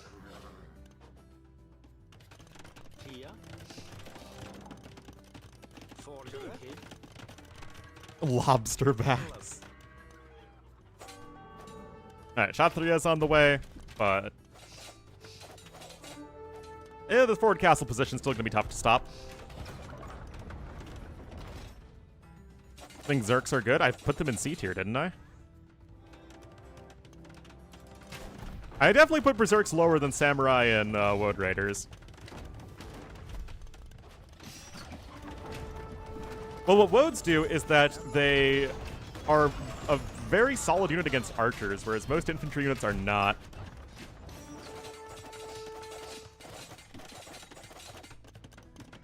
Imp Skirms? I would say Imp Skirms are A tier. I can stick by that. No, I mean, you can almost infinitely split up different existing civilizations and give random political entities civilizations. Yeah, I'm pretty sure I put Berserks in high C tier, which sounds right, still. I mean, I'm sure I still agree with most of the unique units I put on there.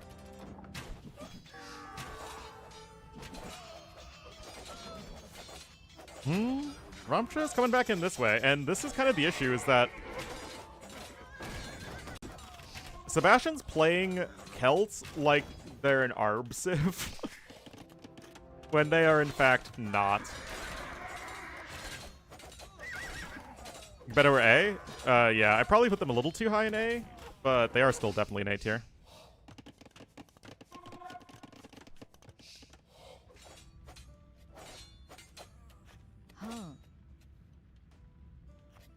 Are acknowledged as part of AoE too. Part of me really didn't want to, but I did feel like I needed to at least stay intellectually honest. Okay, you're getting another castle up here as Vivi.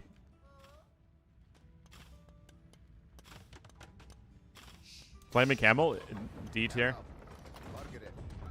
I mean, it's not anything else. Never will be, and that's okay. It doesn't need to be anything higher than a D tier unit.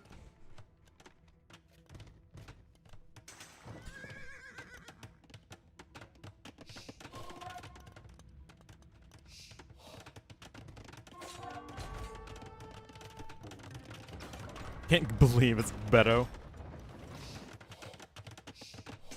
Yeah, Gebettos are fun. Nothing wrong with them. If anything, maybe they have a little too much HP. Alright, Help Switch is incoming. Honestly, it feels like every pro player treats every civ like they have the Chinese tech tree. And it's just like, you always play the civ as if it were Chinese or something.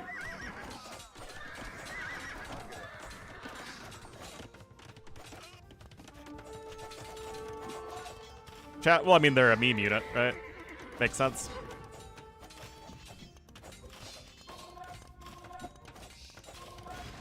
You're doing a good job pushing this back, but the Halbs are coming in, and you're going to need something to deal with those. That's where the Chakrams do come in, but with only one castle, that's going to be kind of tough to accomplish. Arambai and Kongs? Yeah, but Arambai and Kongs are kind of super necessary for the two civilizations that they were given to because their archers are so bad.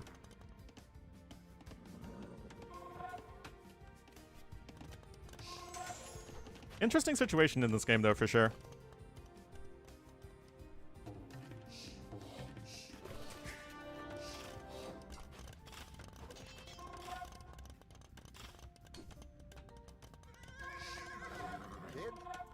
Nobody uses them? Like, what? Is generalist ranged units.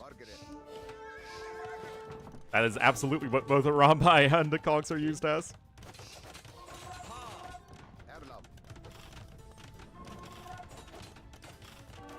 I mean, they're just basically special cav archers. Kia. FCUU. If you see late game, Spanish still use Conks as the late game unit all the time. It's still one of their most cost efficient units, even in Imperial Age. Although, just relative to how insane they are in Castle Age, they're not quite as good in Imp. Oh, hey, there was still a Minotaur alive. Look at that guy. He's just been hanging out here all game. Arambai are a little bit trickier, because you don't usually see them as a supporting unit because you kind of need a lot of them in late game for them to be good. But in that situation, they are very, very strong. You just don't ever see people pick Burmese there.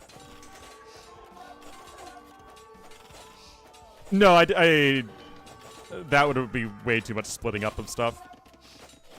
Oh yeah, Sebastian's losing a ton. Geometry Riders are both a fun and an interactive unit.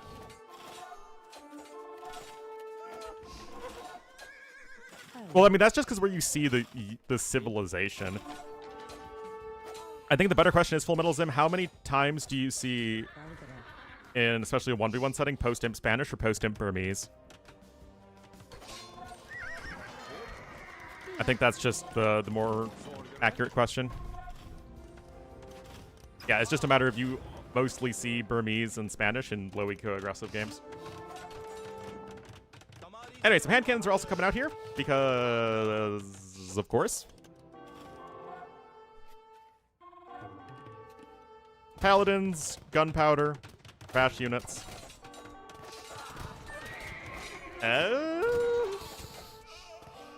Well, that's a Doubt Castle, all right. My Doubt Castle senses are tingling pretty hard with that one. Anyway, Vivi is absolutely showing what a great late game player he is here. Now, gold is going to be a big issue because he's just not making trash units because Gujaras have very sad trash units.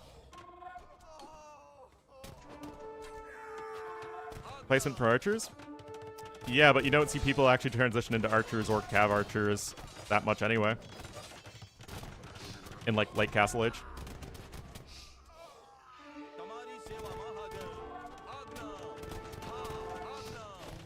Whereas you see people in Imperial Age switch into Conquistadors. Again, if you're playing Spanish in that situation, yeah, you'll see people do that. Same with Burmese. Although, again, to a less degree, because Burmese are almost exclusively played as a low eco civ instead of a high eco civ. Doubt rejoices. I always just feel so blessed to have the Lord.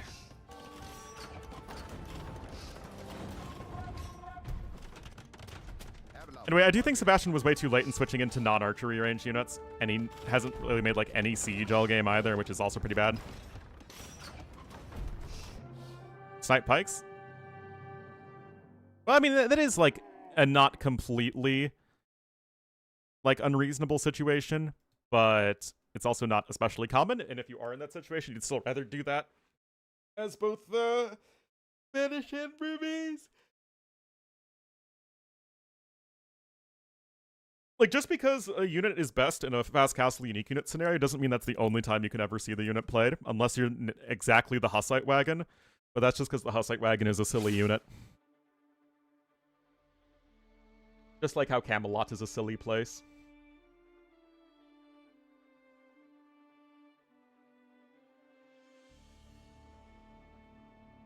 Alright, so hopefully... looks like we are almost good to go here, guys.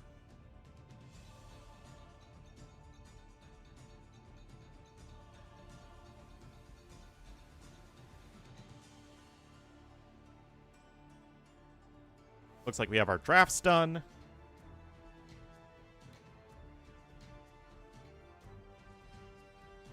Unique units? Yeah, I even did a Reddit post about it. I don't think anyone really saw it, though. I feel like one Harrow could use some think things through a bit more. I think it's pretty obvious, though, why they're you have all of the secondary unique units that basically bend over backwards to not have an elite upgrade. It's just because they started making the units and the civilizations, and then either they decided not to or were not allowed to make an elite version of the units because that would require new unit models. I think it has everything to do with the fact that now that elite unique units have to have their own models, there would just be more stuff that they would need to add in the game.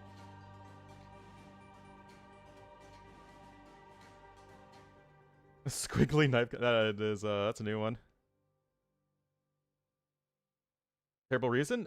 Oh, I think it's stupid, but I think that's extremely likely. Is it's just about how many unit models they want to or are able to add to a DLC. I guarantee you if the units had the same unique models, they just have an elite version of the upgrades.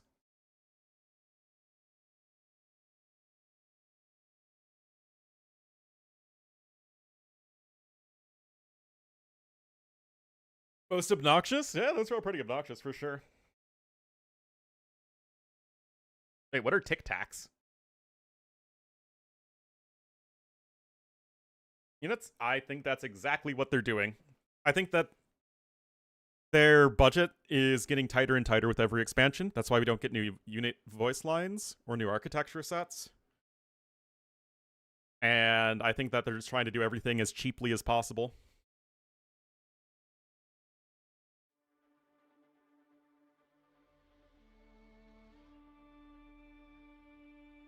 Oh, the Wagenborg Tic Tacs. Yeah, those are really annoying. They're really annoying, in fact.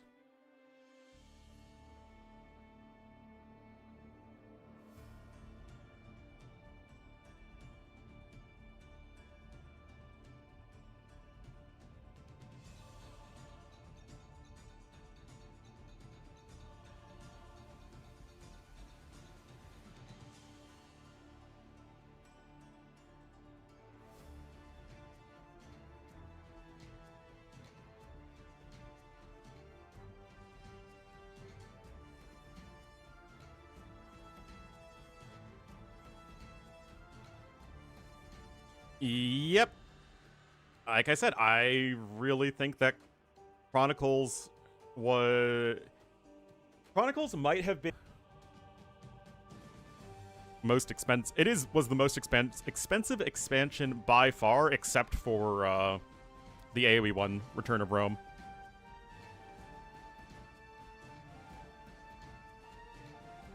Sound like the poor AoE devs are starving?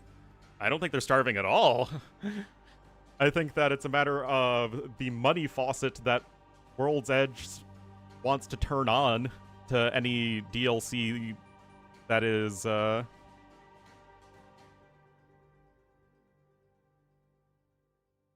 know, whatever they feel like.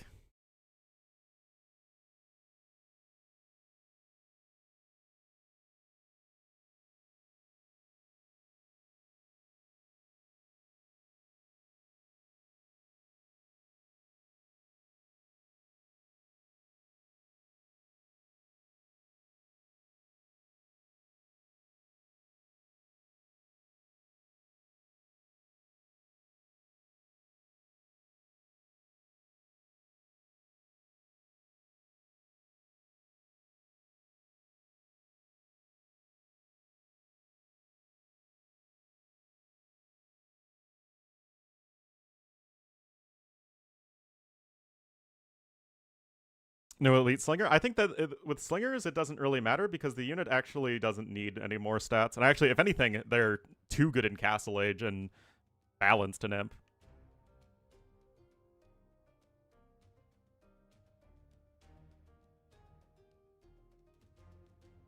But also, slingers were added. The basic slinger model was added back when it was people were doing it for free, right?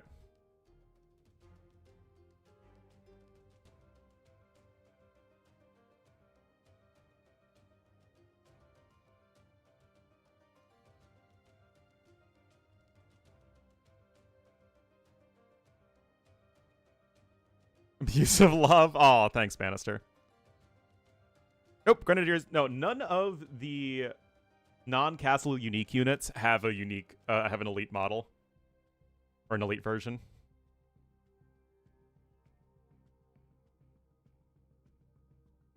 Implemented font higher? I have no idea.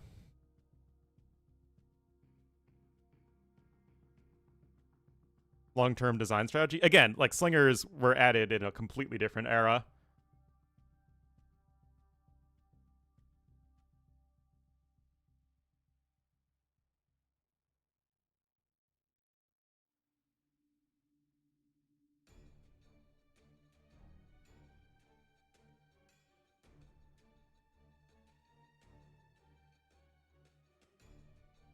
Elite Savar.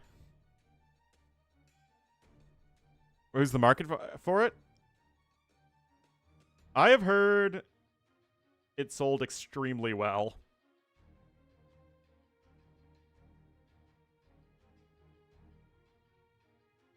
And I think that most of it was just the fact that it was adding Romans to AoE 2. I feel like, if anything, the Romabu market will not be challenged.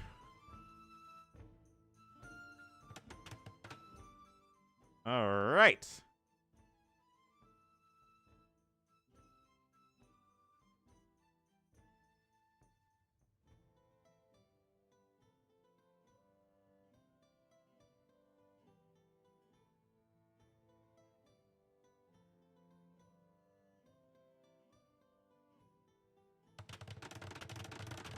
Aha! I did things ahead of time for once.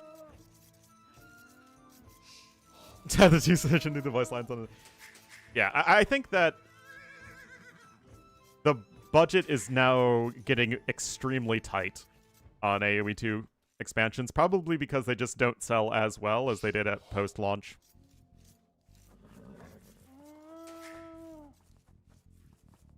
Which is a shame, by the way, because I think that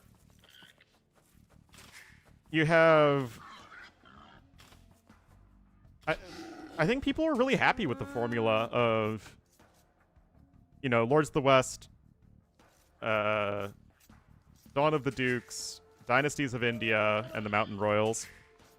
But I think they also believe that they can't just keep on churning out that content like that, or they don't want to. They want to do different stuff, so that's how we get all this different stuff.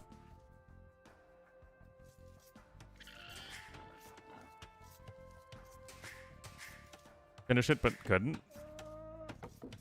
I mean, I just don't like AoE 1 that much, to be honest. I'd rather just play AoE 2.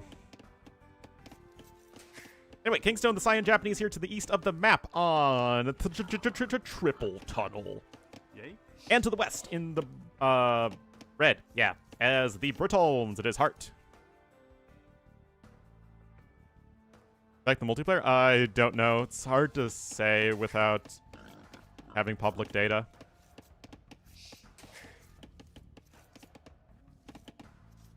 I'm not the target. What are you talking about? Ready. I'm probably one of the most easily monetizable audiences out there. Somebody who doesn't like buying new games and somebody who doesn't like change and prefers things just the way they were. And just doing the same thing over and over again. That's me. I'm super, super attractive consumer base.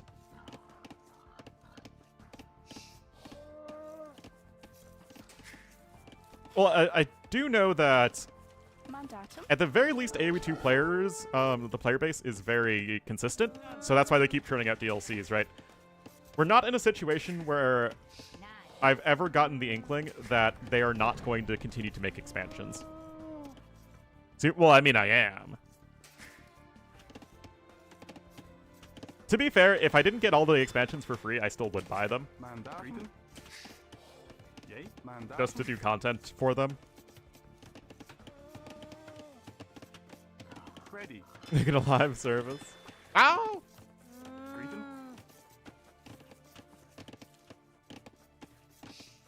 Yeah, I've never spent a penny on AoE 2.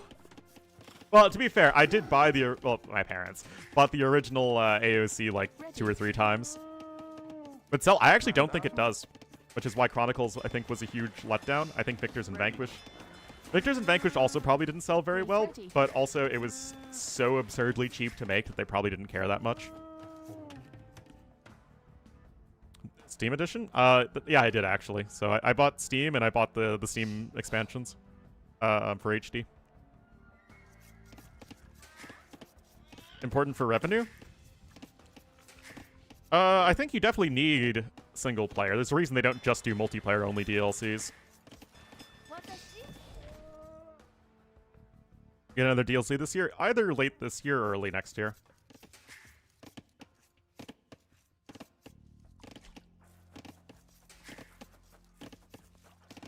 But I feel like probably the most important market to tap into are people who play campaigns and also play games against the AI. Ready. Source of revenue. If that was the case, then I think that Chronicles would be in a much better situation financially. Or the ads, maybe. I don't.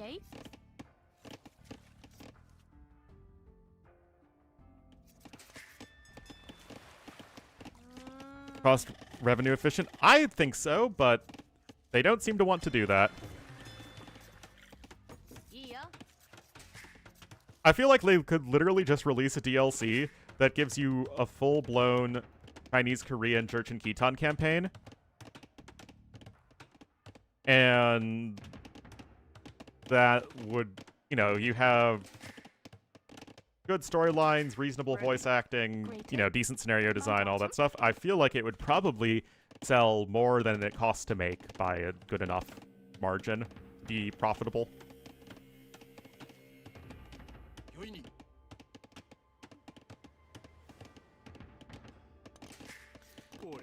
You wouldn't have to add in... You would have to add in, like, maybe 6 or 7 new assets for a unique, the hero units that they would inevitably have in the campaigns. I mean, Kingstone's going with the forward here. Heartts have to mutilate a hair faster. What actually is Hearttt doing? I guess... Okay, he's going for archers, but... Well, Men-at-Arms is coming in. Let's see the reaction. Oh, what the heck?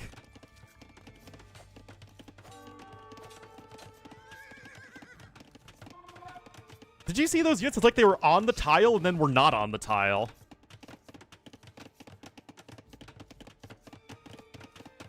We have a new Chinese campaign? No, there is no new Chinese campaign. There's the Xi'an scenario in Victors and Vanquished, but that requires you to already own Victors and Vanquished. Also, it's only one scenario. Also, I think that people don't like the single scenario style campaigns as much as they do regular campaigns. Like full-blown stories. It was a very good scenario. I actually enjoyed Xi'an a lot. Even if it was like very, you had a lot of gunpowder for something that took place in the 5th century.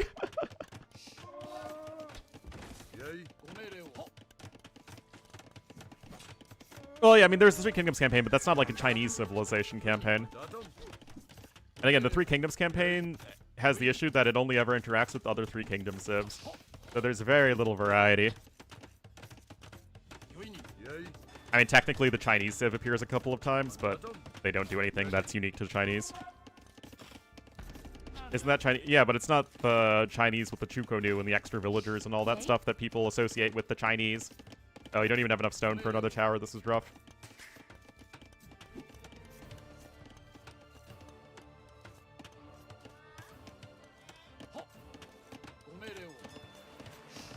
Well, Hearttt has more fishing ships. He is ahead by 5 villagers in total. No idle TC time, and at this point, it just feels like the forward has not done enough as Hearttt. It turns out opening defensive archers and skirmishers on one range is the best way to play AoE 2. Not too much? Honestly, I think Philadelphia was surprised at my critiques of the Victors and Vanquished stuff. But I don't know, maybe this is weird for me, but I have very different standards of what I would enjoy in a custom campaign versus official game content. What I like and what I expect are kind of different. I don't know if that's like something weird that's just a me thing, but like to me, custom campaign content is where you can have like really gimmicky scenarios that just go hog wild. Whereas official game content should be much more story-based and cohesive in its design. And it should feel like playing AoE 2. And yes, I have significantly higher standards for official campaign content. Oh, between the Victors and Vanquished scenarios are all standalone scenarios that are generally very long and incorporate a lot of unique gimmicks and mechanics that wildly differ from traditional AoE 2 gameplay. Anyway, the res collected are still pretty close, and Kingstone has been able to add in a lot of fishing ships here.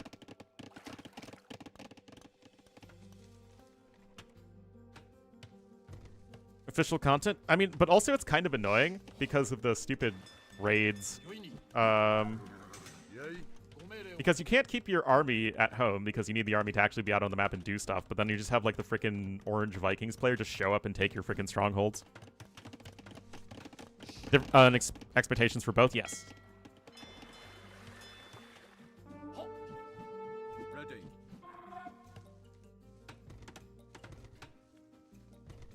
Honestly, I kind of wish we'd also go back to 6 scenario campaigns, but I think that's a dialogue thing in that there's a way more voice lines and dialogue in the newer campaigns compared to the AOC campaigns. I was actually thinking about this.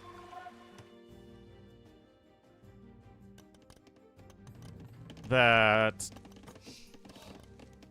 you had fewer lines of dialogue, but I felt like you had it was easier to tell a more complete story in the mod versus core gameplay. I mean, it's gameplay versus story, and I think visual storytelling.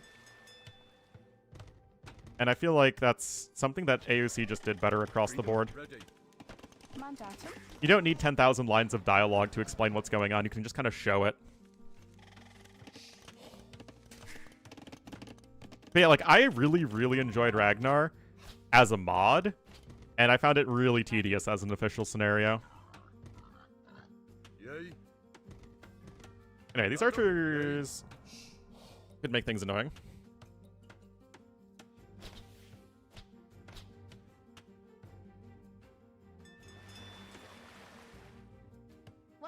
Classic lines? Well, I also just think that the writing was done by professional writers.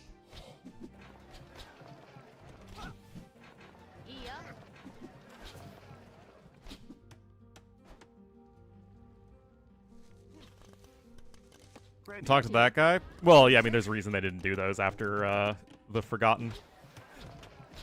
I mean, they cut back on the RPG. Because RPG scenarios were by far the most popular type of custom campaign back in AOC. So that's why a lot of the original Forgotten campaigns were that as well, because it was all done by people who did AOC custom campaigns. But then they realized that the broader audience does not like that at all.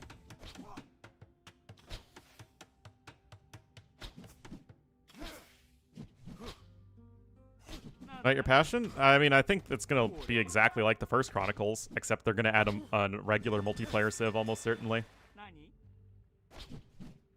Yeah, I mean, but the HD version of the Forgotten was like the exact same as the mod version of the Forgotten.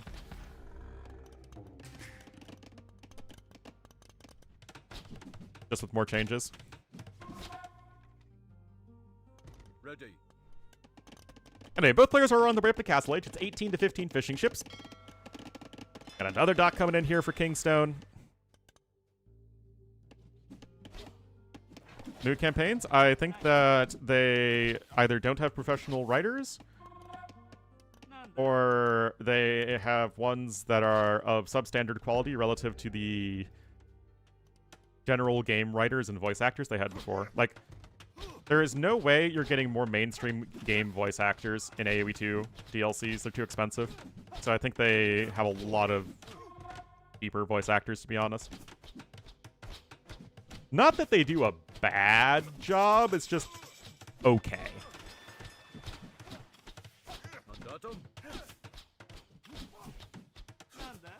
And in general, I would still say that a majority of the newer campaigns are actually pretty good. in terms of gameplay design. Like, all of the devs have gotten a lot better at actually making campaigns.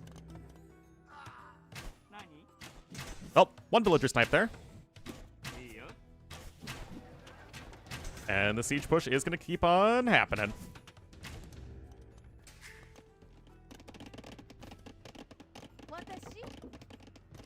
Hodgepodge 2. I mean, they just sounded all very different from one another. Again, you kind of had like a writing style also that felt a little bit more high level. It feels like most of the modern campaigns are all written in like very straightforward modern English. Whereas you had some of like the word ordering and word choices felt a little bit more archaic. I'm not a lit major, unfortunately, so I'm not very good at explaining this. But it definitely feels like there's something that in the actual word choice they use is just different.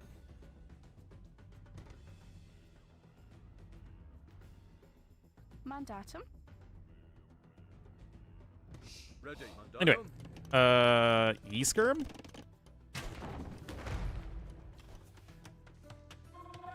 Well, I mean, this is still going to be annoying for Kingstone to deal with. He has no army. And the Res Collector is similar, but it's like, to what end are you doing anything?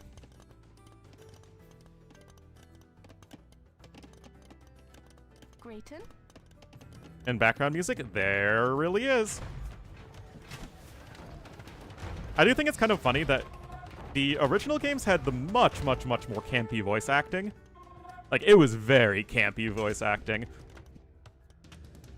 In the original games, but they had the much more serious, like, pen and ink drawings. And they had also far more unique drawings. Like, every single slide was basically a different picture. But they were far more realistic, and the modern, like, pen and ink drawings are a lot more cartoony by comparison. But the voice acting is also far more serious.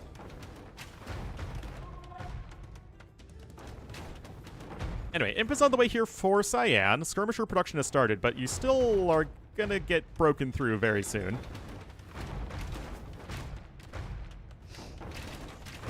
Yeah! I mean, there is a lot of stereotyping and a lot of stuff that just wouldn't fly today.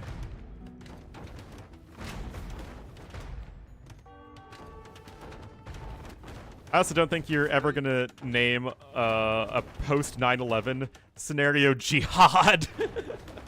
That feels like something that would not happen today. Ixnayum? Yeah, they did. Only because people called them out, I think, for being AI, which they absolutely were.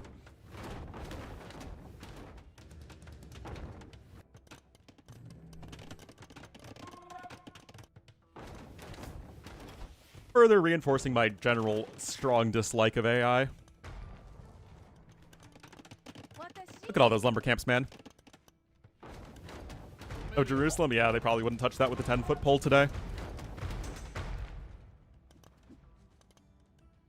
That's already niche appeal, only come with an age of 15 as a choice. But am I not... I feel like I'm not completely crazy in thinking that the actual word choice and writing structure is of a much lower reading level today in the campaigns than back in the original AOC campaigns.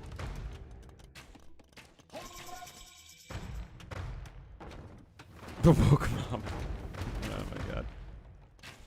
Anyway, Imp is in. That's still a lot of mangonels though.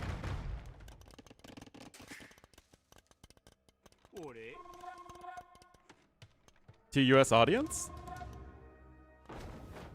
I mean, I guess the original game was tailored to a US audience, considering that it was an American game and generally didn't have huge international games back in the day. Written differently? But I think that the fact that it's written differently from straightforward modern English makes it, in that sense, sort of a bit higher.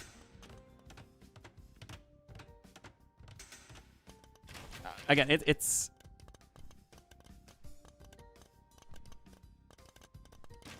Yeah, it's just different. And structures sound more old-timey? Yes, but, like, I think that adds to the charm, right?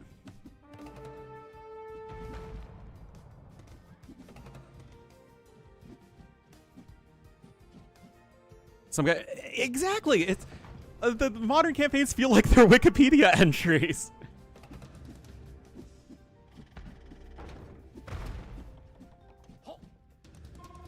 Anyway, siege engineers and onager both coming in.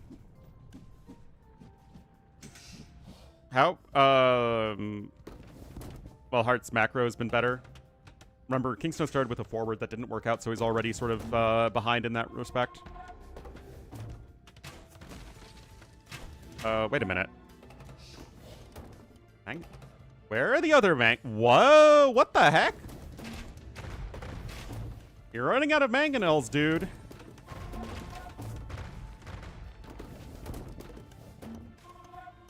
Have a single memorable cutscene? Yep.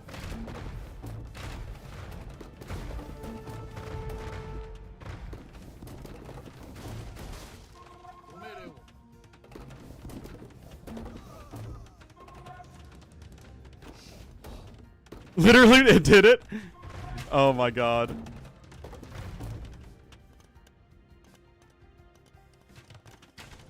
Alright, castle coming in here at home. Another castle here on the side. Remember, Siege Engineers is big, though. I mean, not only does it give you the extra range, which is huge, but also that extra bonus damage versus buildings is quite relevant here.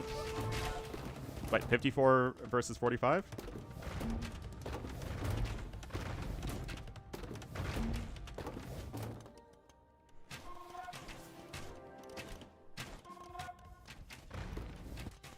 Also, I like how Heartt has Horse Collar and has never built a single farm in this game. Keep coming in. Mandatum. I mean, Kingstone is a very accomplished BF player, but I feel like you need onagers, right? I mean, I guess.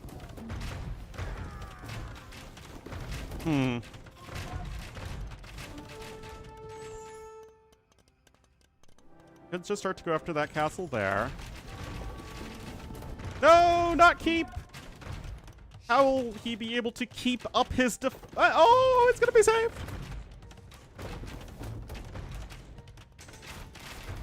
Obviously, this is a thing you can do. No Yasuma yet. He's just gonna go after I might as well go after the TC. Now, Heartt will be able to see this, but I'm not too sure how much he can do to stop it.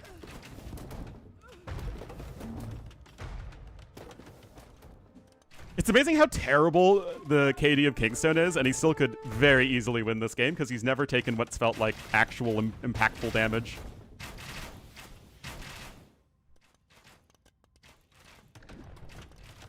But, yeah, I mean, Onager's only halfway. Unless this... Oh, I feel like maybe if that Treb had gotten Rakdoed. Okay, if he loses the 1-for-1 trade here, which he doesn't, yeah, this is probably over.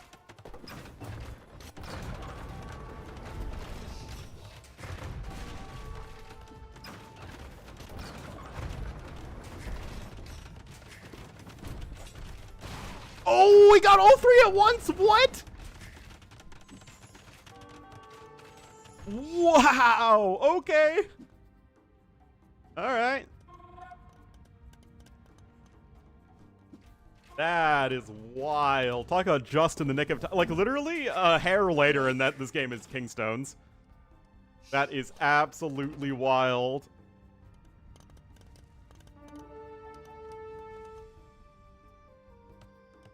Yeah, now it's 7 onagers to 0. The Treb numbers are still very low. But you're not going to get another chance like that to snipe the TC like that.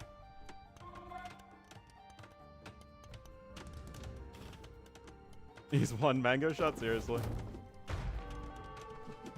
Ready. You're also still missing the final defense upgrade for the skirmishers.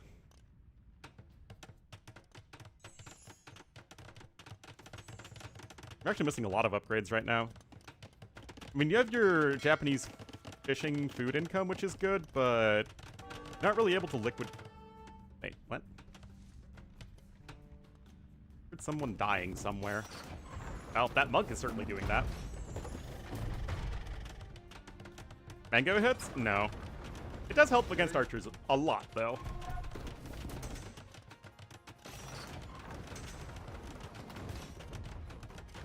terms of narrative, yes, they were. None of them aged very well. Kataparuto coming in. If only he had researched Kataparuto, he would have absolutely taken the TC the first time. But yeah, now you actually just need to slow push against Britons, and that's going to be tough to do. Or if he had researched Siege Engineers. Oh, wow. If he actually just had Siege Engineers, he also would have won the game already. That's funny.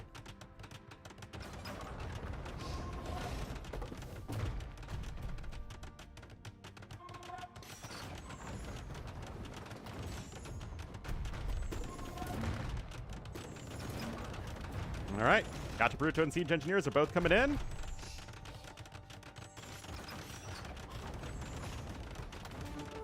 That's such a scary army, though, for Hearttt.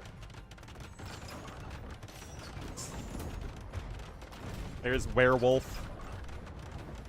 Datum.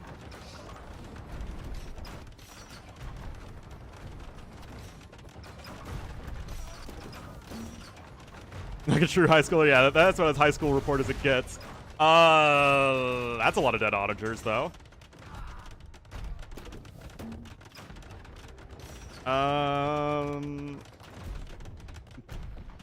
The game still doesn't feel unwinnable for Kingstone. Although, it feels like Yasuma could have come in like 10,000 ages ago.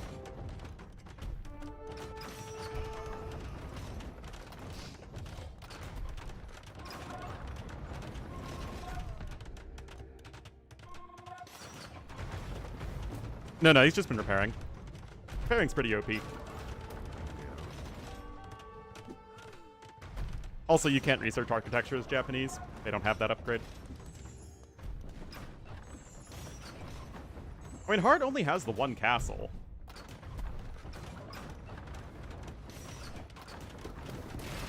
Oh my god!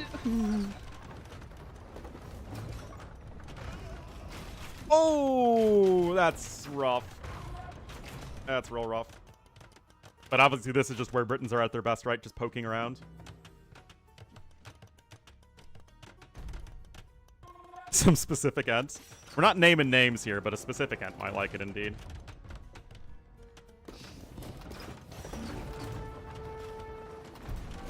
I mean, how many treb shots the Siege Engineers is it to just literally one-shot the TC? Because it's 500 damage. With the Masonry, so it's still like, what, 6 treb shots? Literally one shot. Yeah, it was not very good. Oh, but what about the romantic drama of Eldorado 1? I will never forget the absolute beautiful writing of Eldorado 1, guys. Remember the dude who had an affair? Oh, he could not wait for the lips of his love.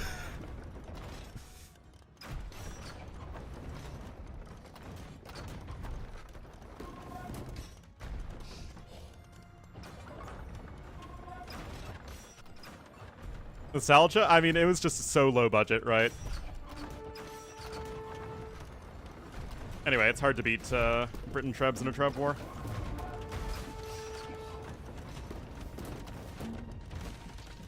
Those are also terrible shots from Kingstone. Oh my goodness. There's just no way to get even close to this army. Where's it? Yeah. What's the difference in gold collected, I wonder? Yeah, 3,000 more gold collected here for red. Taking gold to the north and to the south as well. Lion's gonna run out in just a second. Yeah, I don't think there's a way you win this.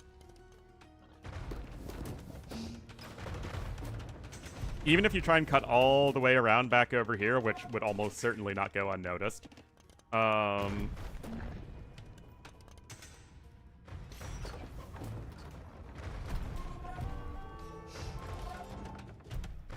Yeah.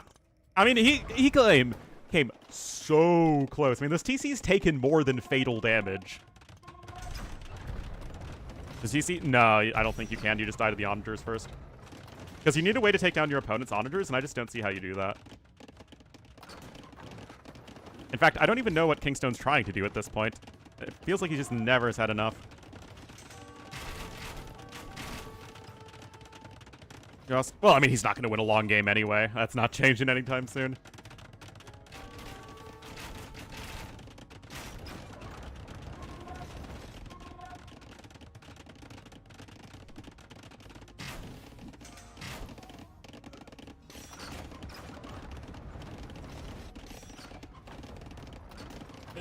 You're not going to win a Treb war against Britons. It's like what the Civ is designed to do.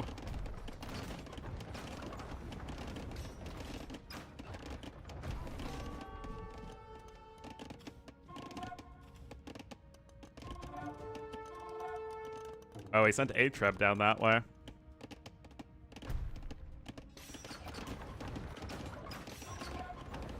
Cav? No. Yay. You have terrible Cav as Japanese in late game?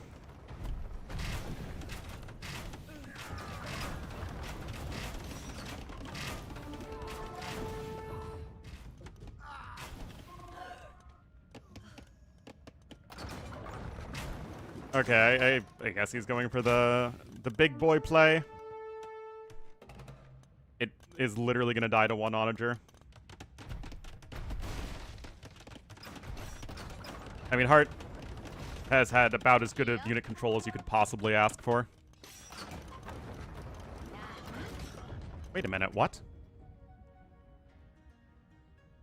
Like, I mean, come on, guys. These random frickin' light cav are gonna win the game. Yeah, honestly, Hearttt probably could just, like, walk up and kill the TC himself at this point. He has enough trebs to one-shot the TC. But, yeah, I really think that a lot of this just came down to, one, the very, very close but unfortunately unsuccessful attempt from Diane to the significantly better micro from Hearttt. Anyway, Hearttt takes game number 1. Double the gold collected, though, is pretty wild.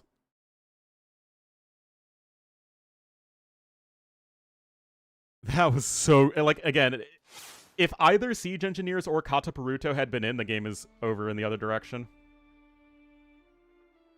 Counter Trebs confirmed.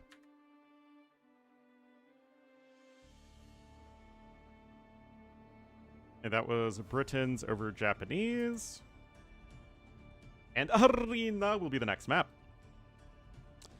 These days, I haven't really had time for it much these days. Been actually kind of getting from game to game pretty quickly. I'm going to take a quick break, though, guys, and hopefully we'll be getting into Arena in just a moment.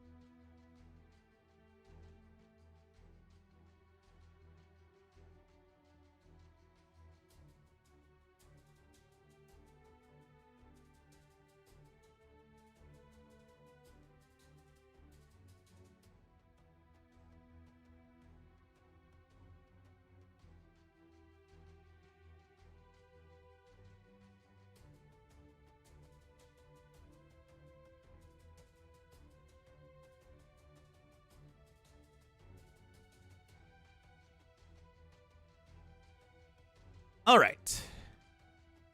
1 minute to Saracen attack. Ooh, smells like paint. My bathroom's currently getting painted.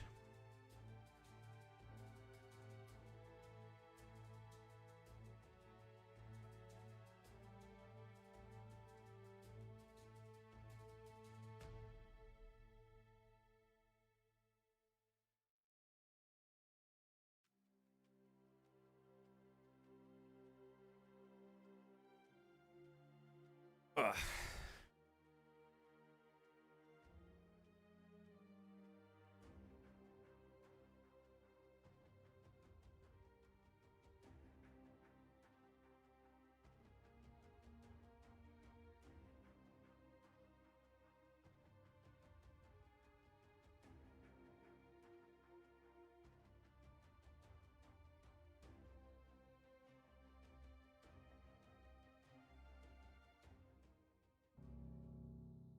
Alrighty.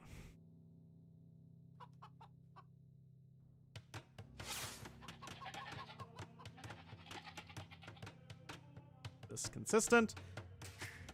Okay, so if there are no Kingstoners, then I am dead. You'll be in the cyan as the Burgundians to the west, and to the east in the red. As the Poles, it will be Hearttt.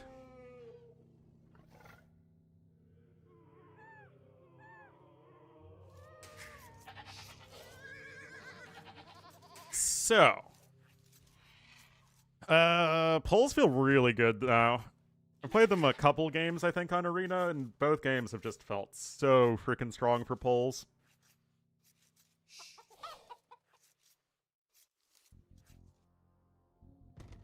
See what Kingstone is going to have up against that. Poles, I think, actually still... do Poles have a better eco than Burgundians, even? It's probably pretty close. I think they just might, though. But this will be interesting. As far as, like, a 1 TC eco goes, again, I have no idea. They're both cav civs. They're both high eco civs. They're basically on land maps Persians, but better. Still think, yes, it is. It is extremely stupid. I love having to push foxes in Arena. I don't even do that.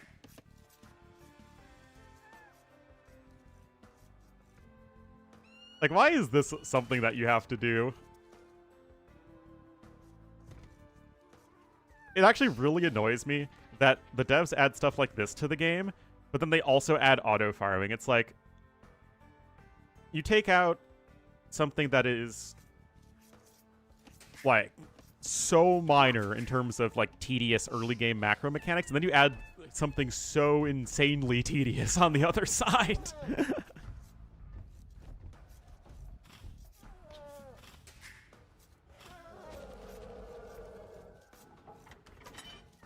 Like, how is having to do this to have a perfectly efficient early game not just so tedious?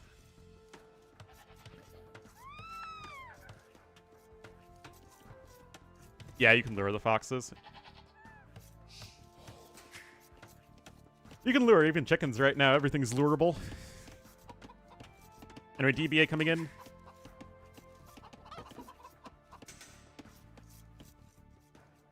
Cats being... I think that's how foxes actually sound like.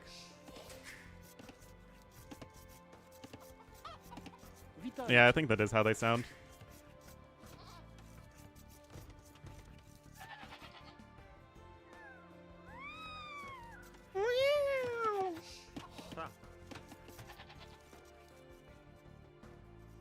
Have extra pushing? Exactly.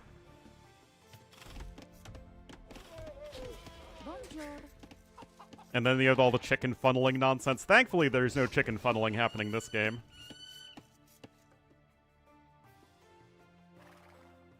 And notably, Hearttt isn't pushing in any foxes at all, which actually... lure is a bug? Oh. Well, why didn't they fix it? It's been in the game for, like, what? A few weeks? Oh, well, it takes a very long time to push chickens because they're so slow. They're like less than half as fast as deer. The felines of canines? Oh, never mind. We're still frickin' chicken funneling, man.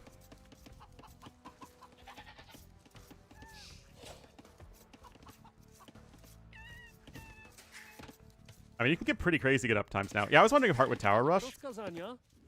Actually, no. He's just gonna go for a feudal boom. Is this even good? Chicken funnel like God intended. Oh, no. Bonjour.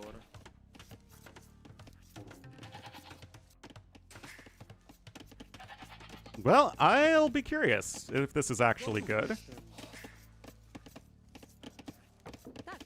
Am I good with history? I'm fine with it. I'm reasonably good.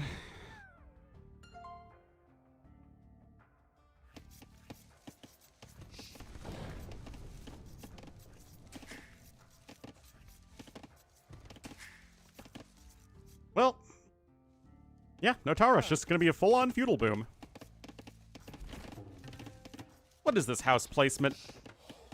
Are you trying to make yourself like the least efficient housing situation possible? Come on. To funnel off the map.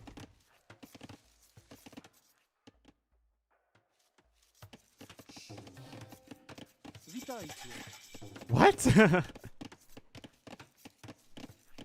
I mean, yeah, the Folvarks act as houses, so it's totally fine. And you also like having the space in the back anyway. No, wait, now he's building a barracks?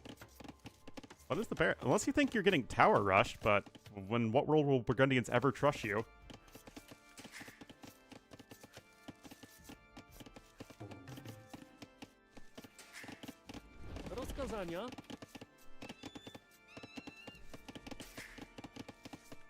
It's also still only one lumber camp, and if I feudal boom with the Civ, I generally like having a second one. But also you had to build a second Folvark, so your wood is a bit more stretched than normal, I guess. Car-dependent suburbs? Well, if you want to maximize single-family living space, then the suburbs are incredibly efficient.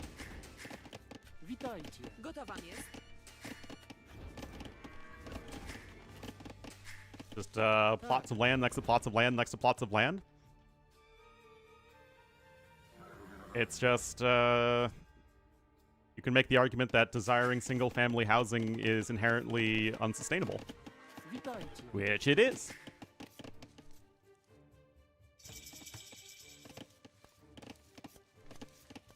Your corners? I have no idea.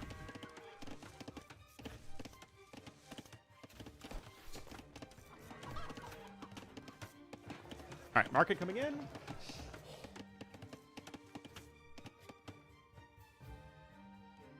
Post your neighbors to be constantly annoyed. Again, it's for people who... I mean, again, suburbs were designed so that people could work in the city without having to live in the city. And especially... I mean, there are plenty of racial undertones to it when it comes to white people not wanting to live around people of color. Especially as cities started to grow.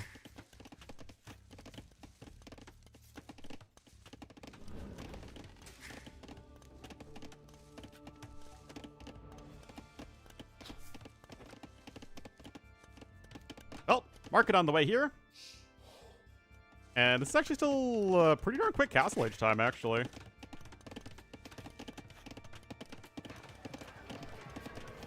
Your neighbor's a Mangadai? Is that a good or a bad thing? This is actually... White flight? Yes. Yeah, that is certainly part of it.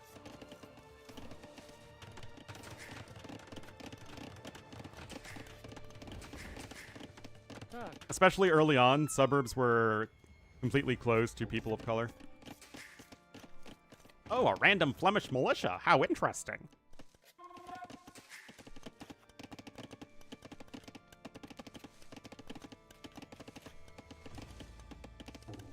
That away?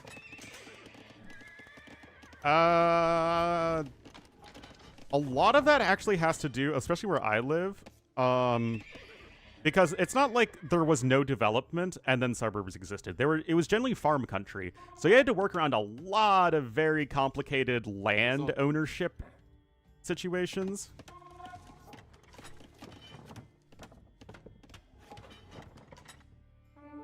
But zoning restrictions, that's definitely a not insignificant part of it, for sure. See. Don't you want to attack?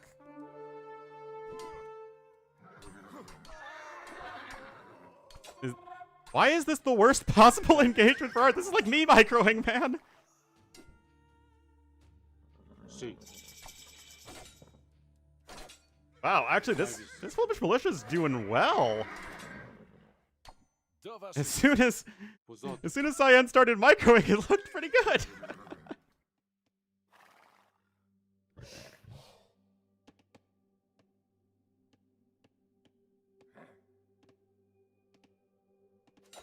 Owszem. Jakieś rozkazania? And don't come back. Yeah, I mean, developing land is very, very tricky to do. Owszem. Especially, again, when it's land that wasn't unoccupied before. It was mostly just rural communities.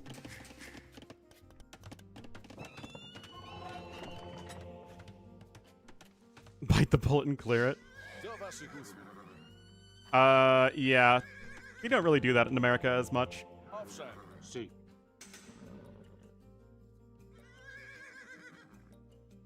Why this was more common in Europe, I don't know, actually. It isn't really my area of expertise. Anyway, second stable coming in here for Kingstone.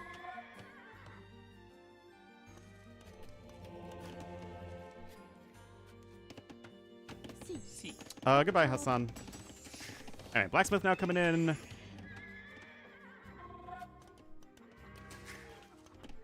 Yeah, I know zoning is a huge issue in Germany.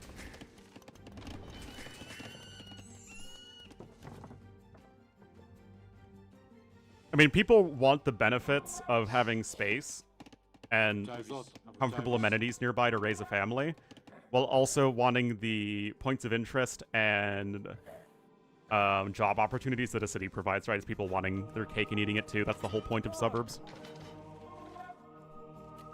What? That was unfortunate. In Chicago? Oh, yeah. Corruption's a way of life in the greater Chicago metropolitan area. Which country has the prettiest architecture style? I don't know. There's a lot of pretty architecture all over the world. Suburbs a lot? I mean, as somebody who grew up in a suburb, admittedly a very far suburb, living in the suburbs is quite pleasant. It's a great place to raise a family. See. For the most part, especially in a decent suburb, they're safe. You're around other families. Again, there's all the sorts of amenities you need. Jakieś rozkazania? Pozot. They're just boring.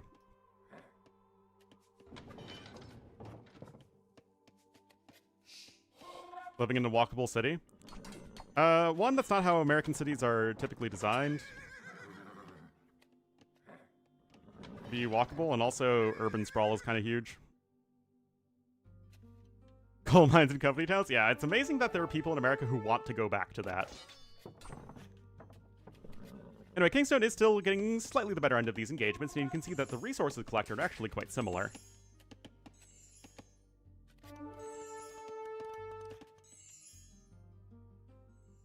Handcart coming in now for Kingstone, not even wheelbarrow in. For Hearttt, although he does have it queued up.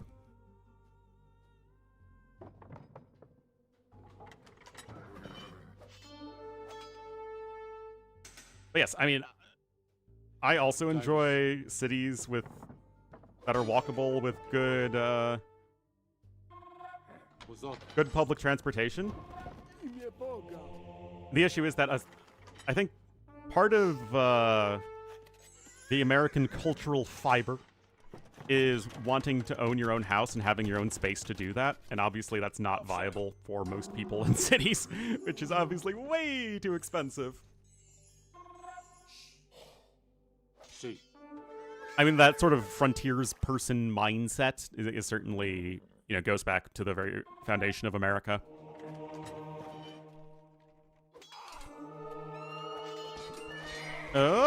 Nice. I think Kingstone's doing a great job with his snipes on the monks. Os outros. Yeah.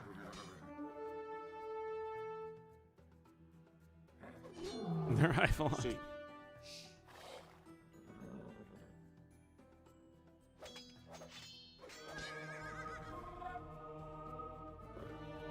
Time. Well,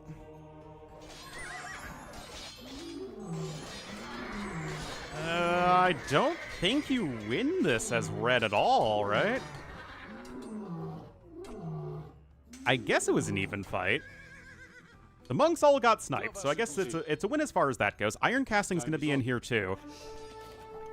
It's kind of weird because it looks like a very normal light cav based arena passive game, except neither player can add TCs, so it's just people making light cav and running at each other. Abu-Tavis. Os outros. You know, the issue with Zurich is that everything is so expensive that unless you're a Swiss citizen making a Swiss salary, it's not really a very livable place.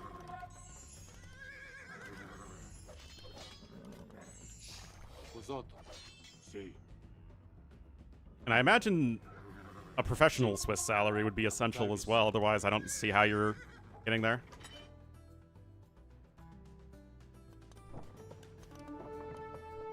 The dictator's kid? Why don't I just do that?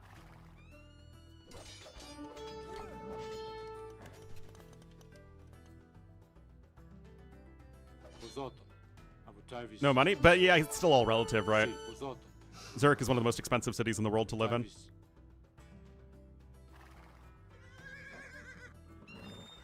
I mean, you have to make like a very, very good salary, right? I mean, Ellie was struggling to find a place to afford for a long time. Sim. Up until, she got her fancy job. Petty resistant, that's amazing. Alright, Imp is on the way here for Heartt. Be really happy? I mean, that's like top 1%, right? Maybe top couple percent.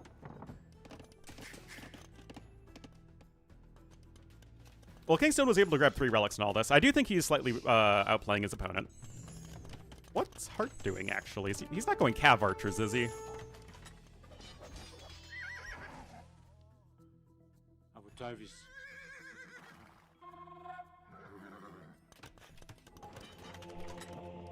PhD to make good money. I don't think having a PhD it gives you very much salary increase.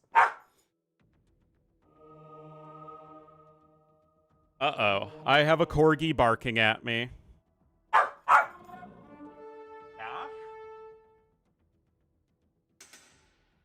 Outside.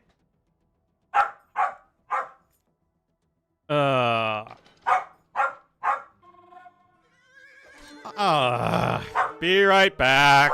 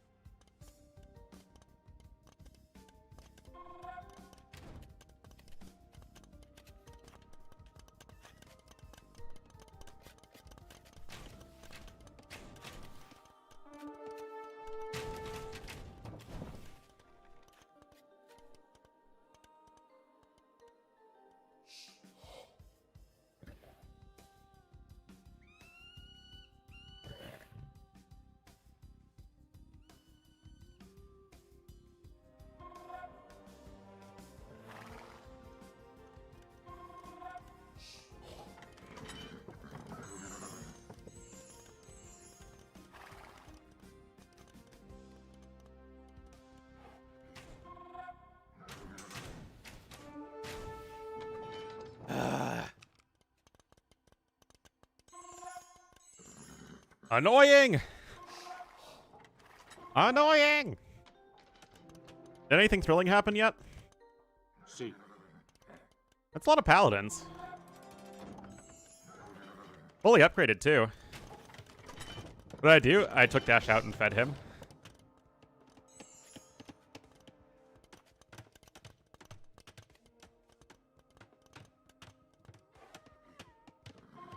Why has there been no fighting, man? This is so weird.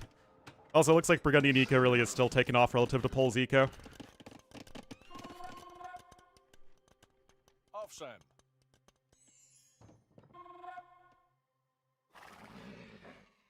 Oh, now the castle's incoming. Dun, dun, dun, dun, dun, dun, dun, dun, dun, dun, dun, bum, bum, ba-da-ba.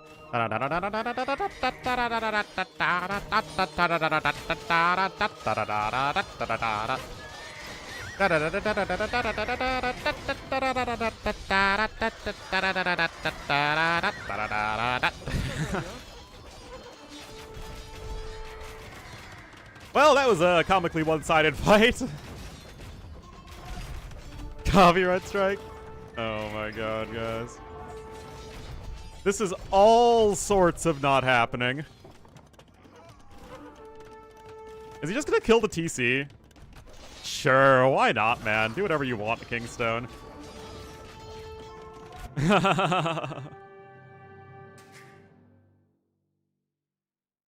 Well, that was a game where nothing happened and then the game ended because one dude had a way better economy and army than the other.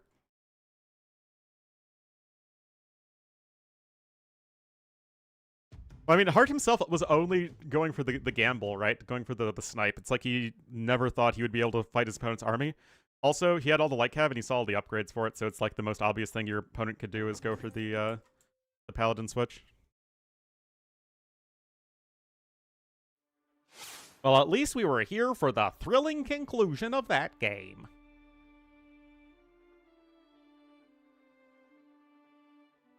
Well, that was Kingstone's #1 home map and #1 Civ pick, so that does all check out. Last Civ pick for Hearttt. Clearly not a game he really expected to win all that much. Next, we will be going to Skakuza.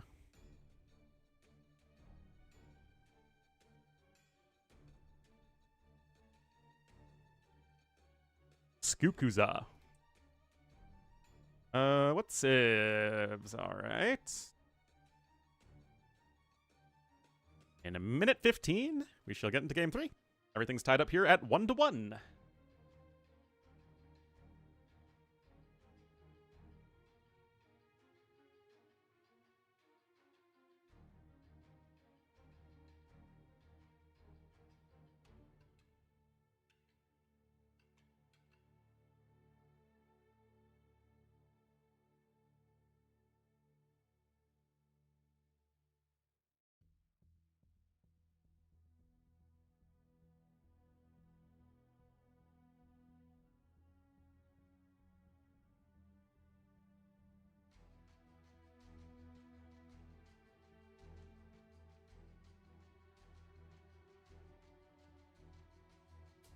Oh no.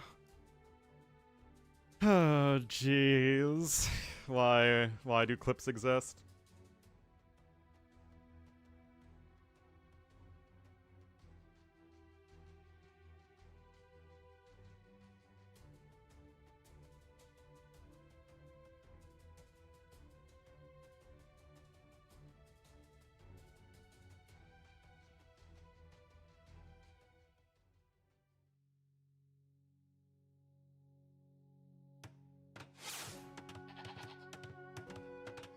Alrighty, guys, here we are. Game number 3. You're all tied up at 1-1, and we'll feature Kingstone in the blue as the Khmer to... Actually, hold on, we'll let Kingstone Cyan again. Cyan Khmer here to the southwest of the map. And to the north in the red as the Georgians, it will be Hearttt. I don't know, I keep hearing that Georgians are a really bad civ, guys. I don't know why they're picked constantly in tournaments. It's quite surprising to me for such an underpowered civ.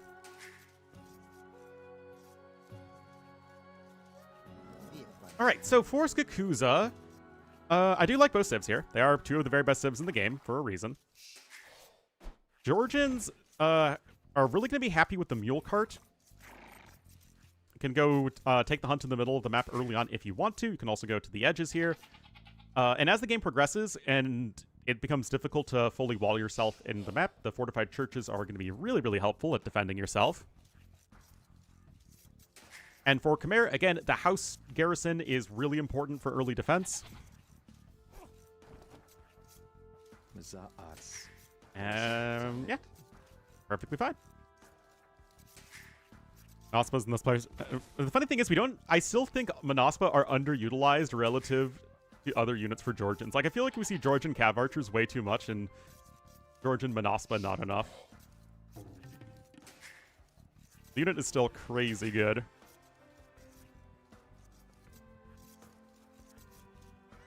Now, against archers and cav archers, it's I guess against cav archers especially, a cavalier might still be better. Although it's still not great.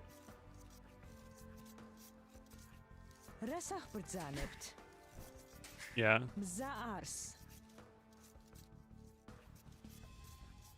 Are late game Khmer Scorp strong? They're very strong, in fact. Now, do we see them all that often? Not as much, because Khmer prefer to run you over with hussars and just make a lot of cheap trash units than to necessarily go for big scorpion or elephant-based death balls.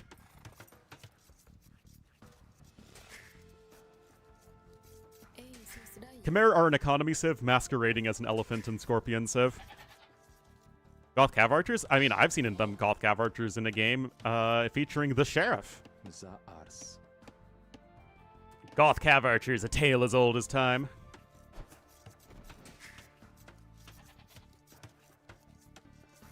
I mean, Goth Cav Archers, they don't have Thumb Ring, and you don't have Parthian tactics, but in mid-game, they're serviceable.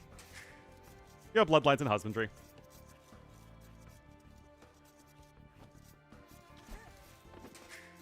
Can you get Thumb Ring?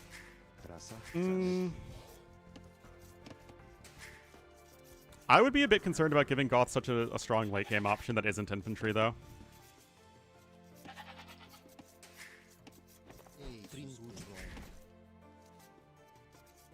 Road with the Huns? I hope I am not making a mistake, but for now, we ride with the Huns! Alright, Feudal Age on the way here for Kingstone. 17 pop, no loom. That is pretty darn fast.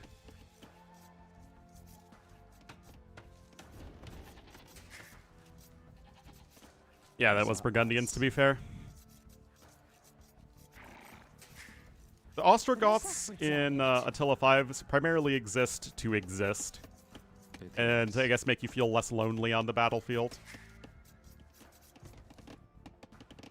They're seriously pretty darn useless.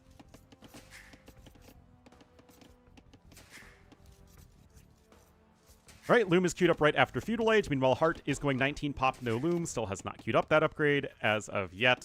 But these are two civs that can go up very, very fast. Kingstone just opting to go really as fast as you can reasonably do. Anything faster than 17 pop, no Loom on a standard resource map is a meme. This is literally as fast as you can go without being a meme, and you still had 9 seconds idle time, and you're arguably the best civ to do this with, alongside Mongols. With their market, I mean, they do kind of help protect your flank a little bit. But it's just, you're not really defending much, right? You're the one supposed to be the one attacking. That's kind of the whole point of the scenario.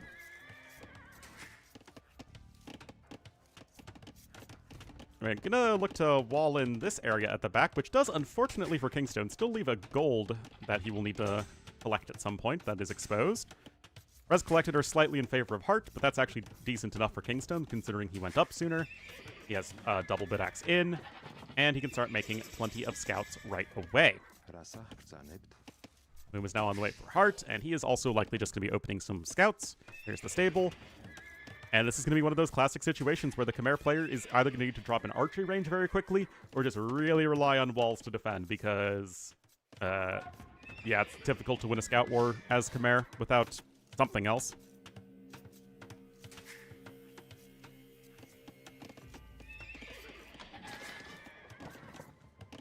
And the walls are continuing. Meanwhile, Hearttt still totally open. But the Spearman is there to help protect the villagers, and currently one player is gathering from the hunt in the middle, and that player is Hearttt, who is now actually getting nicely ahead in resources. Or they betray you? It's actually the same category because a betrayal AI is still a useless AI.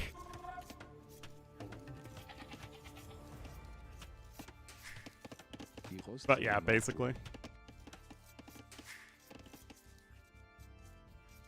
It's not like Henry the Lion's all that useful before he betrays you, right? I mean, he literally does nothing in the Lombard League. He only attacks a little bit in his namesake scenario.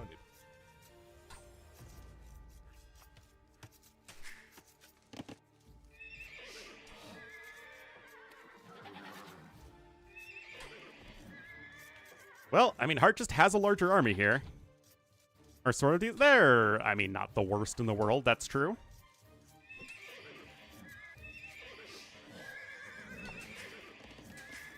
I guess those are probably some of the more useful campaign AIs out there.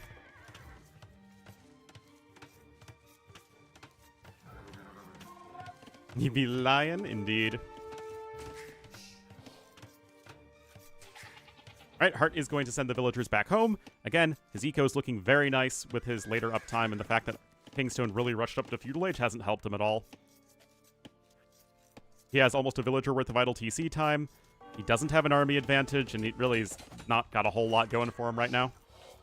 I guess Hearttt did forget Double Bit Axe, which is not good. So hopefully he remembers that soon.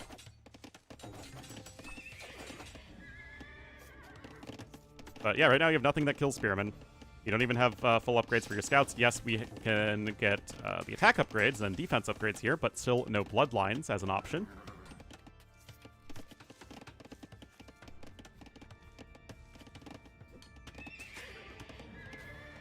And foraging is coming in here, but still causing more idle TC time.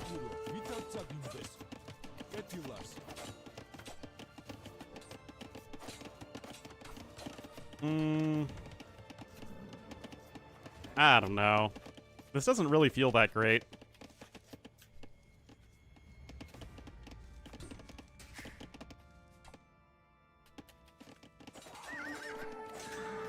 Yeah, that was a nice little run around there from Hearttt, who still has double the army. He's ahead in scouts. And he's not even making them a ton.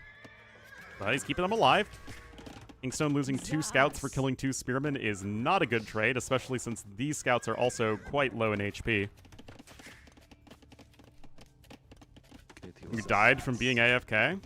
I died from this chat being dead. You boring people. Alright, both players are on the gold now. Oh, that lady's gonna be having a bad day if she's not careful.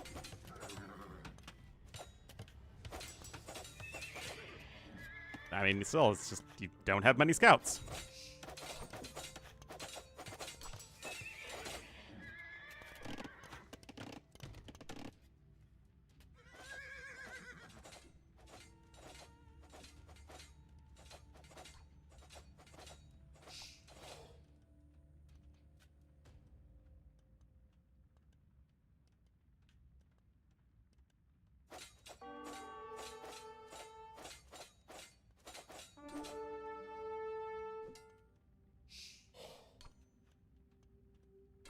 Okay. All right. Sorry about that. Whoa, I just increased my volume.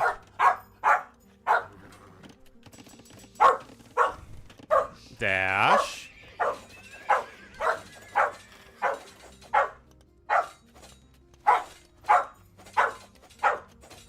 Why am I getting barked at? Well, to be fair, not much else is happening in this game. Let me get his toy.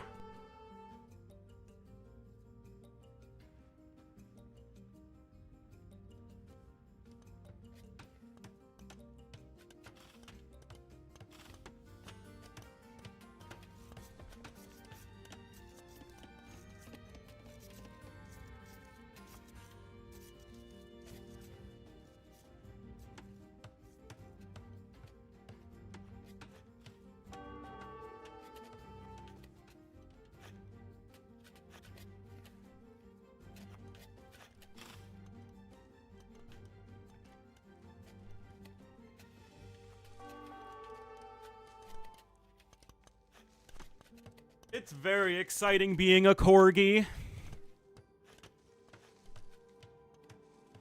Bark to text.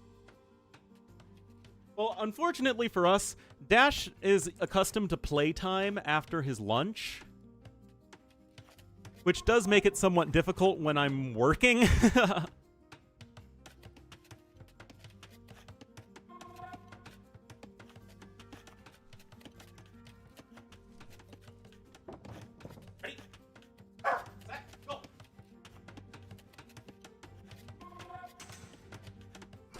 Alright, so, infantry upgrades coming into the classic Khmer infantry play. Hey, get that? Go!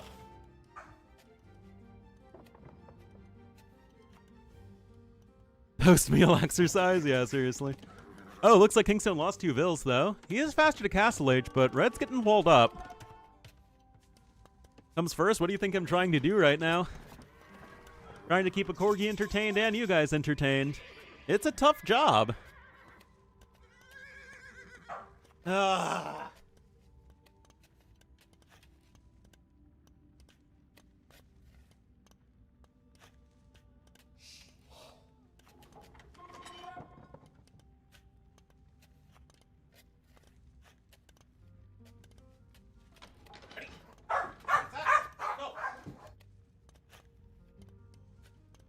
All right. Ooh, a RAM? Looks like we're going to be downloading some more RAM at Shea Kingstone.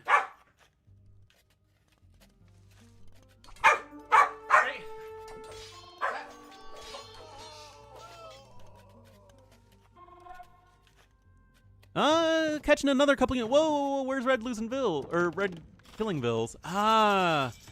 Yeah, it seems like Heartt's movement here with the scouts is just better. And I mean, Tyann is still open. How long is my hallway? So basically, it's like a straight line from my bedroom to we have a loft area, and then it's like into my parents' bedroom. So it kind of goes the entire length of the house.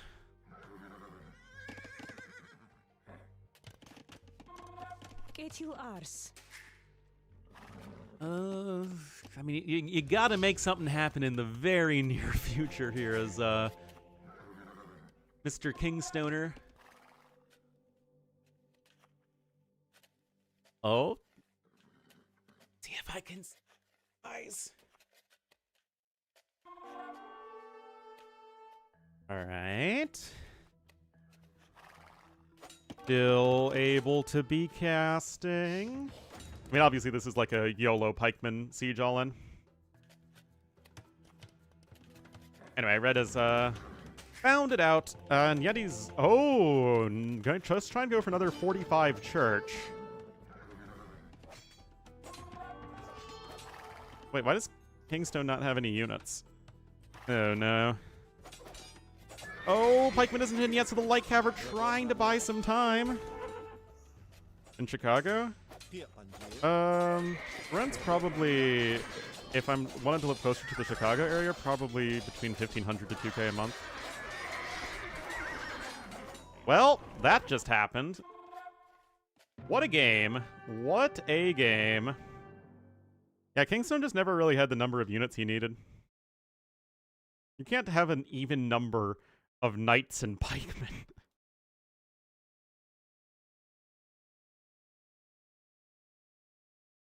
Yeah, that, not the most impressive.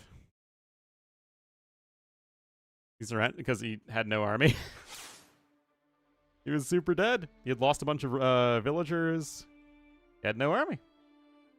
Not much of a win condition at that point. Yeah, it just goes to show double bit axes for chumps. Alright, that is the Khmer, whoops, losing to the Georgians.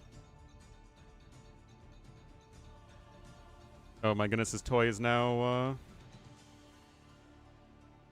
between his paws. Wide open? Yeah, it just didn't really seem like he set himself up for success. Anyway, Ring of Reeds is the next map. Uh-huh.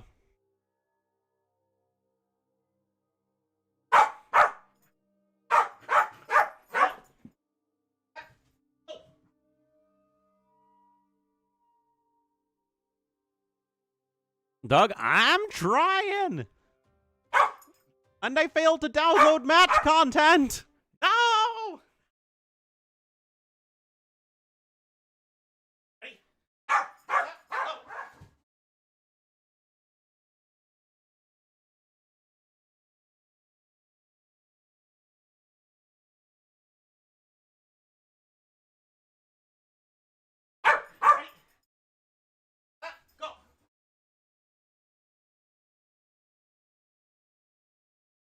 My dad is dad or brother? Who knows?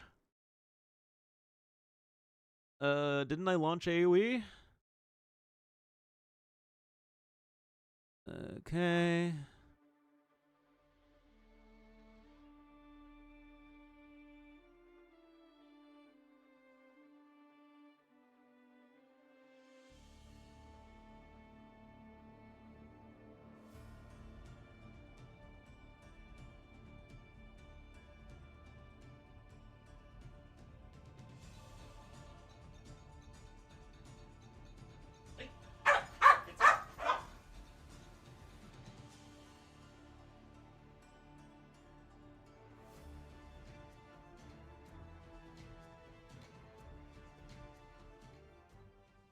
Okay. Like we can. Hey.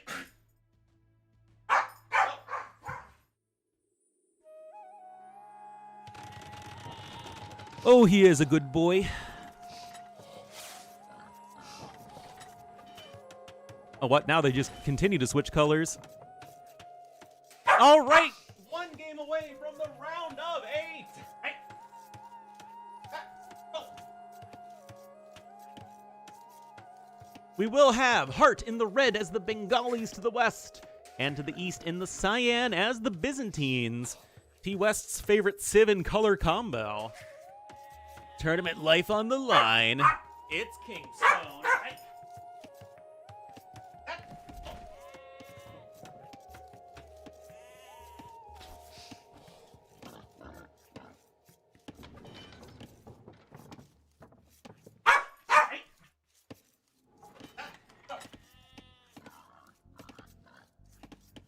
Teal West. That's definitely what it stands for. All right, Kingstone pushing in some units there. Oh, now we're going to lie down again.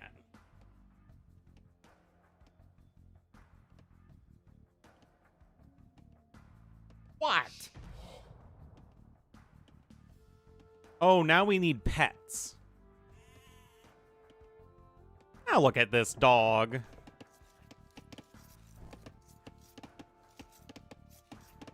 It's just so tough being a Corgi. And he's going to lie down in a second, too, which is going to make it impossible for me to reach him.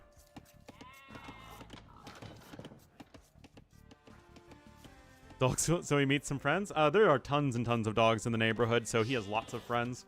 Also, in my subdivision, there's an elementary school. So lots of little kiddos run up to Dash and adore him. He is a popular one. Anyway, it's a Byzantines matchup. Should be just fine. That said, Bengalis getting the extra villagers is something that Byzantines can't really keep up with, so the eco advantage is going to be quite significant. Yep, there it is. I'm having to use my mouse with my left hand so I can pet him with my right hand. This is tough, guys. It's at such an awkward angle. Anyway, let's see what the plan is here for Kingstone, because Ring of Reeds has seemingly led to some very one-sided games.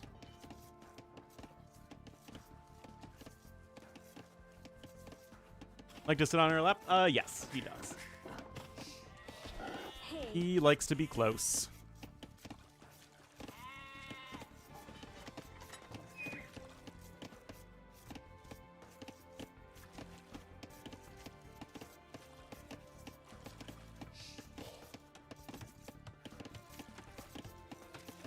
That's easier? No, he's not going to want to be in my lap unless I'm, like, on a sofa. He needs room. And honestly, these days, he'd rather just be next to us on the couch instead of on our lap on the couch.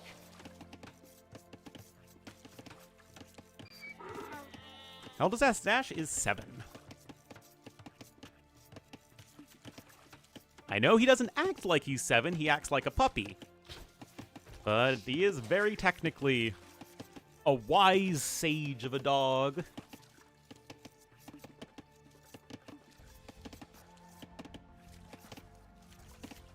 But corgis are just very active dogs. I mean, people, you know, love them because they're very cute, and obviously with whole Queen Elizabeth and everything, they're very popular. But they're a lot of work. Now, obviously, it's totally worth it for me because I adore Dash. I adore Dash. Like Mario, I adore Dash. Yes, they like to herd. Anyway, Hearttt going up on 22 pop. Dash adore me, you think? He loves me. Prefer Rosemary. Hi. Both can be good. Alright, so Kingstone does have a dock.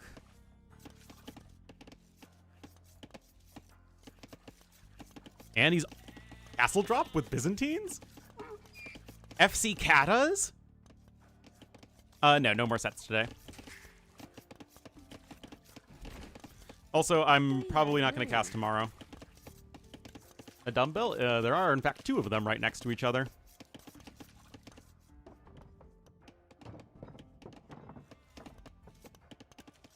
I do try and work out very regularly these days. I'm doing a pretty good job of it. I hate actually going to the gym, but, you know, it's important to work out, and I feel better when I do it. Why I know cast? It's my dad's birthday. So I think I'm going to take him out to lunch and make dinner.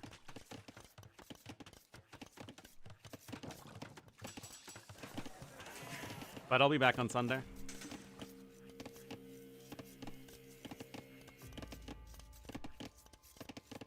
All right, Castle Age is on the way for Hearttt, nice and quick. Only 3 seconds idle time.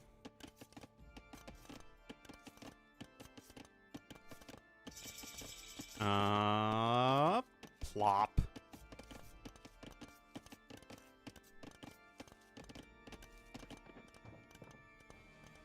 Palisson, I know it's very sad.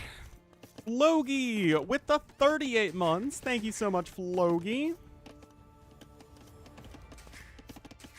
A driver? Yeah, I've been driving since I was 16.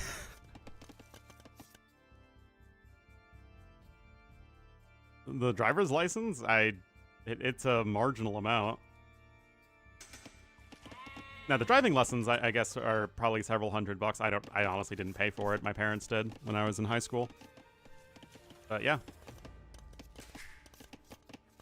You don't exist in suburban America without having a driver's license. Drive all the time. Now, I don't have my own car. There are 3 of us in our house and 2 cars.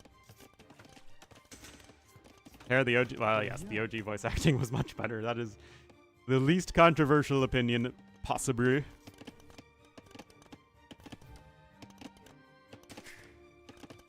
Oh, he's very imposing. He was chewing on his stick, but then he got tired and then flopped over. Oh. Dangerous? Yeah, but you kind of need to do it if you're in high school and you work. So, yeah, part of the reason. Hi. Stick Eugene. Oh, he's not done with it yet.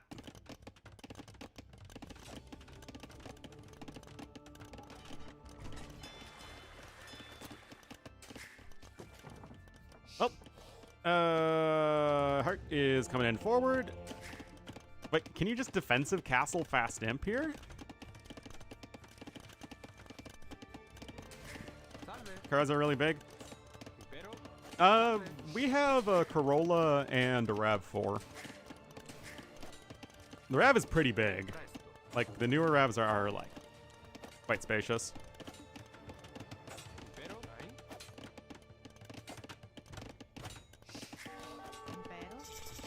Bike? No. Not unless you want to bike alongside a busy road.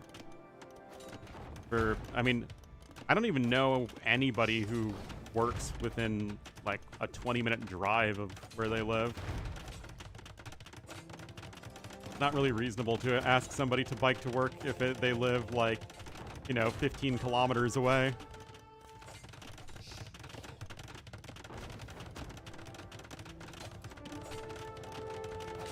Oh, I mean, that is... Oh, nice kill there.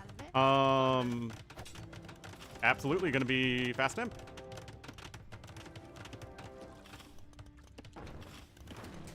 But you still need some more resources for that.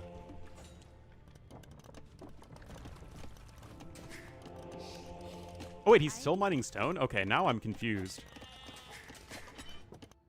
Is he going to try and go for another castle drop?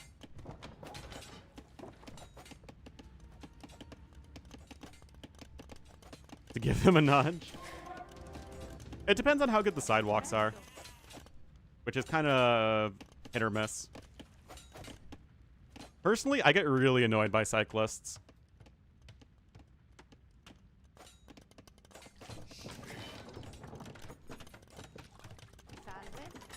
Because we don't have proper biking lanes in America, at least in most places. So they just share either the road or the sidewalk. Hours waiting in traffic. It's also buying yourself lots of hours waiting in traffic here. There just isn't another way to get around. Picked over their yards. It'd be pretty funny. Anyway, Siege Workshop coming in over here. You can get Imp in just a second as Kingstone.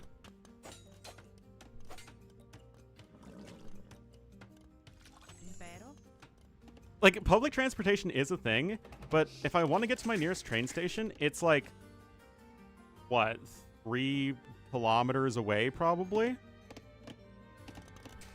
So it's like, I kind of want to just drive to the train station, which defeats the purpose of the train station.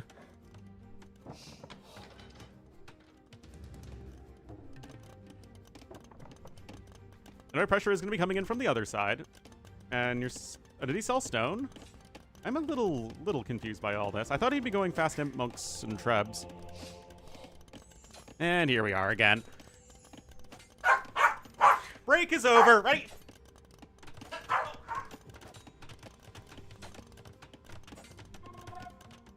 A little nowhere with everything else, everyone else? Yeah, basically.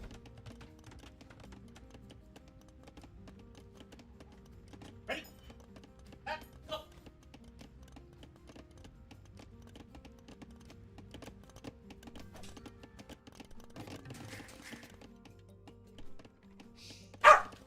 He's in fact very trapped. Wait, a siege workshop? Again, I thought this would be Fast Imp, Castle, Double Monastery, Treb your way to victory. But obviously that's not really what's happening.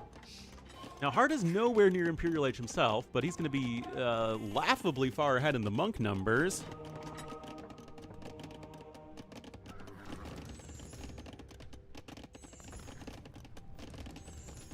Urban design, I mean, it's not a Ponzi scheme if you own a house. House gives you does a lot for your net worth. All right, another monastery is coming in.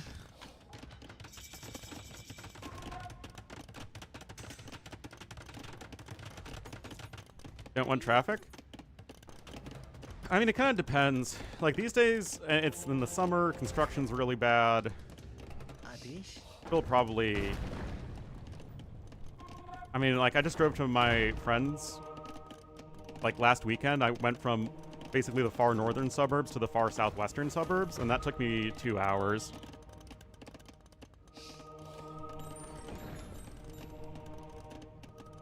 Isn't well funded? Oh, well, yeah, that's obviously the case, especially when so much of it is done for profit.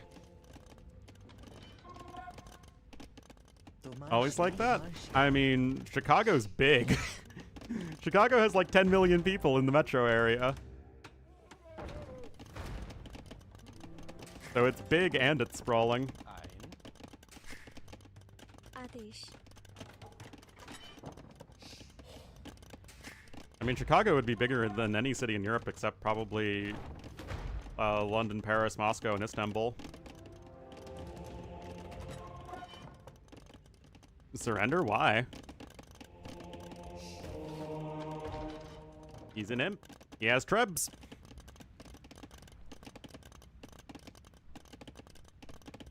But I still don't understand Kingstone's plan at all. How dense the traffic is? Well, Sao Paulo is huge, yeah. And I imagine the traffic is basically just as bad.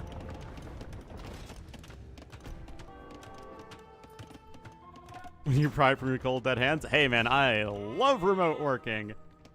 I just wish I lived in a more convenient area.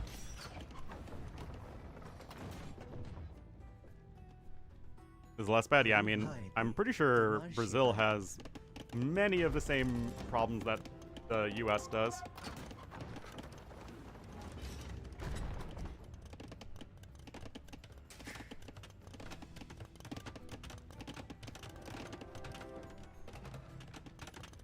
Yeah, Kingstone feels stuck. I mean, he's got block printing on his... Why isn't he just going for the conversions? I guess he's worried about just getting wrecked by his TC at home. Oh, Buenos Aires. Ah, okay, that makes sense. So, yeah, I mean, to be fair, same difference when it comes to Argentina also having many of the similar infrastructure problems, and Buenos Aires is like the size of New York, right?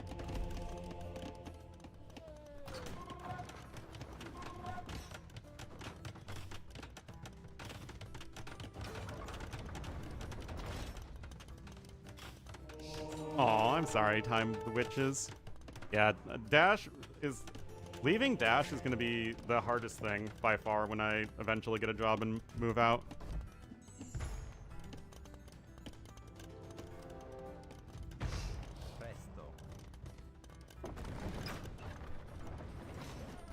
Anyway, is Zavoshin coming in? Is a thing.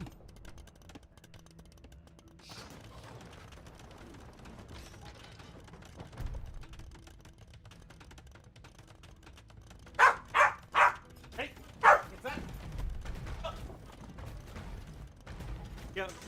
Malai it seems like a very strange person.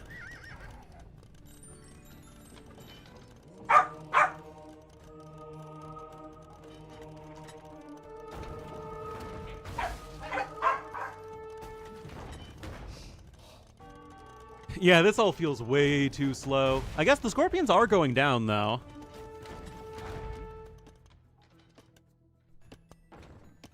Oh, just now getting Sanctity, too. I mean, just look at this resources collected difference. Hey, why isn't he converting? Got 2 Trebs. I mean, this game is winnable. There's only... Why is he moving out with his freaking Trebs, man? Just use the monks to convert the elephants! What are you doing? You've got 2 Mangonels here to defend, yeah?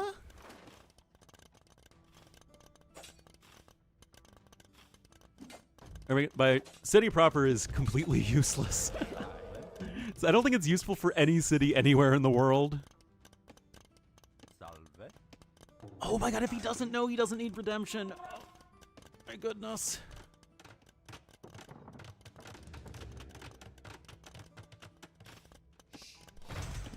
And where's that? Okay.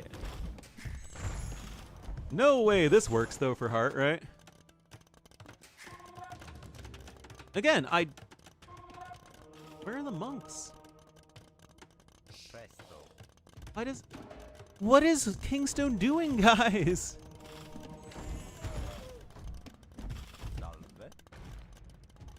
They have something over here. We're already at 4 light cav? What? Okay, I guess.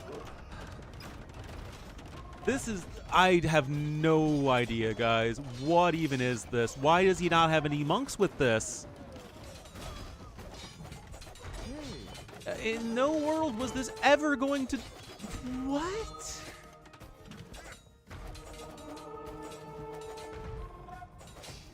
Just bring your monks with you, dude!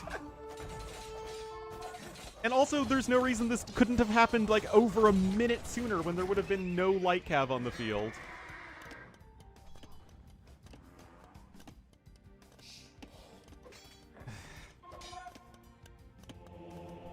What a bizarro game.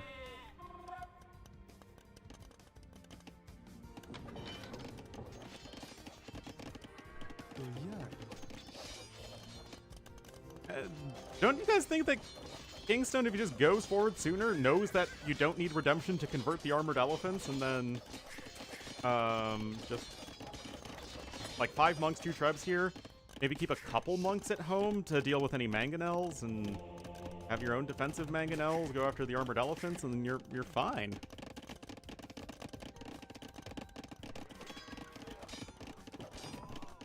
By city proper?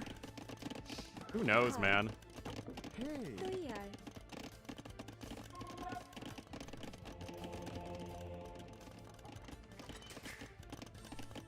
Shanghai?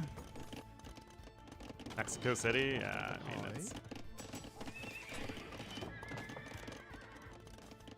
Like, there's no perfect metric for measuring a city, but metro area seems like a very good one when it comes to what people think of when they think of a city.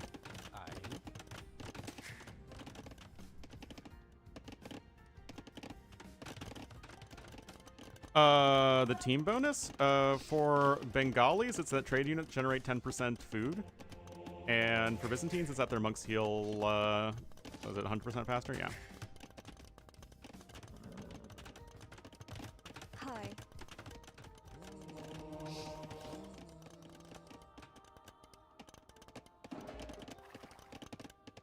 Oh, okay, it's, Chongqing then. If they consider that whole area to be the urban area, then yeah. Or the city proper, the whole provincial thing. It would be the largest by a comical level.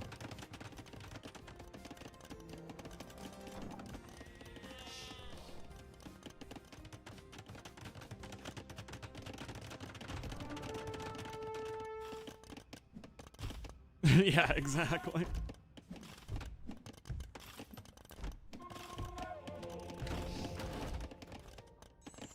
Apparently Chongqing's very nice, though.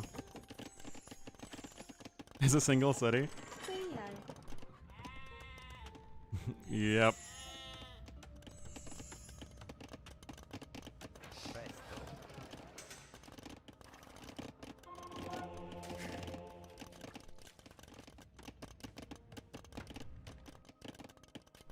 Well, guys, not sure why this game is still happening.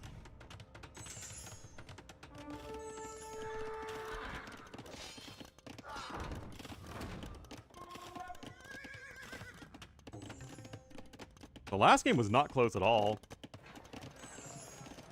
He took a terrible fight. 10 times the area of El Salvador? That's crazy. I mean, El Salvador is a small country, but still. Oh, triple tunnel? Yeah, I mean, that's just unfortunate, honestly. Like, hindsight, yeah, he should have prioritized getting siege engineers, but again, it's such a close situation that it's like, well, I mean, stuff happens.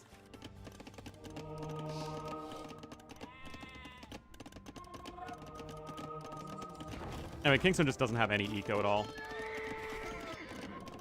Look at all this idle time. It's like pure all-in. Wait, where are the pikemen, actually? Like, why isn't he... Why isn't he going out with the pikemen? Now we're making petards from the outside castle.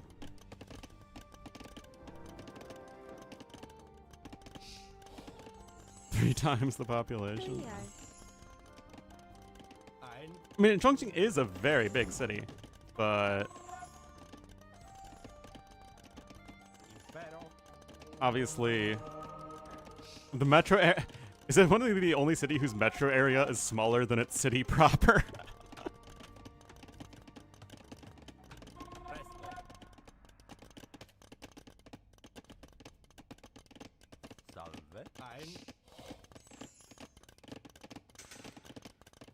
Like have decent enough upgrades. Now you're going archers. Honestly, Heartt's safest play is probably just to click up to Imp and win that way, but when you're ahead by 13,000 resources like this, you have over double the population, you can do whatever the heck you want, man.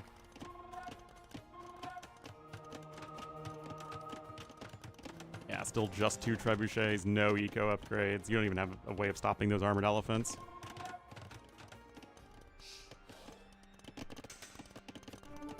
No, the score difference is 2,200, which is enormous. Oh, yeah, you don't even have time to go after Trebs, man.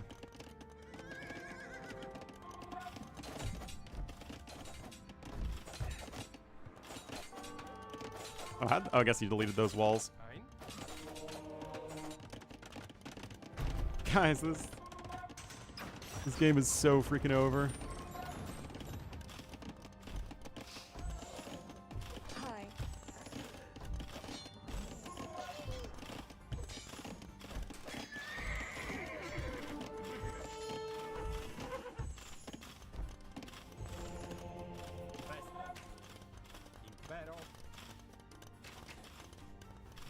Here come the petards. Please put us out of our misery, Heartt. No, you don't need redemption to convert them. That's the thing. You only need redemption to convert them in the mind of Kingstone.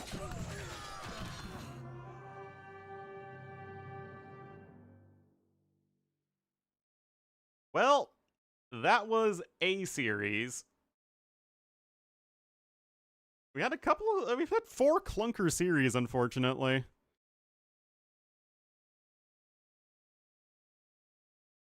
Oh well. It was still had some fun moments.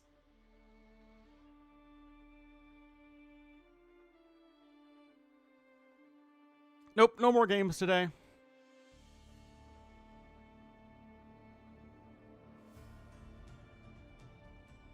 No, petards blew up the TC. Yeah, guys, thank you so much for watching. Like I said, I'll probably be off tomorrow. But then I'll be back on Sunday. But thanks so much for watching, everybody. Bye-bye.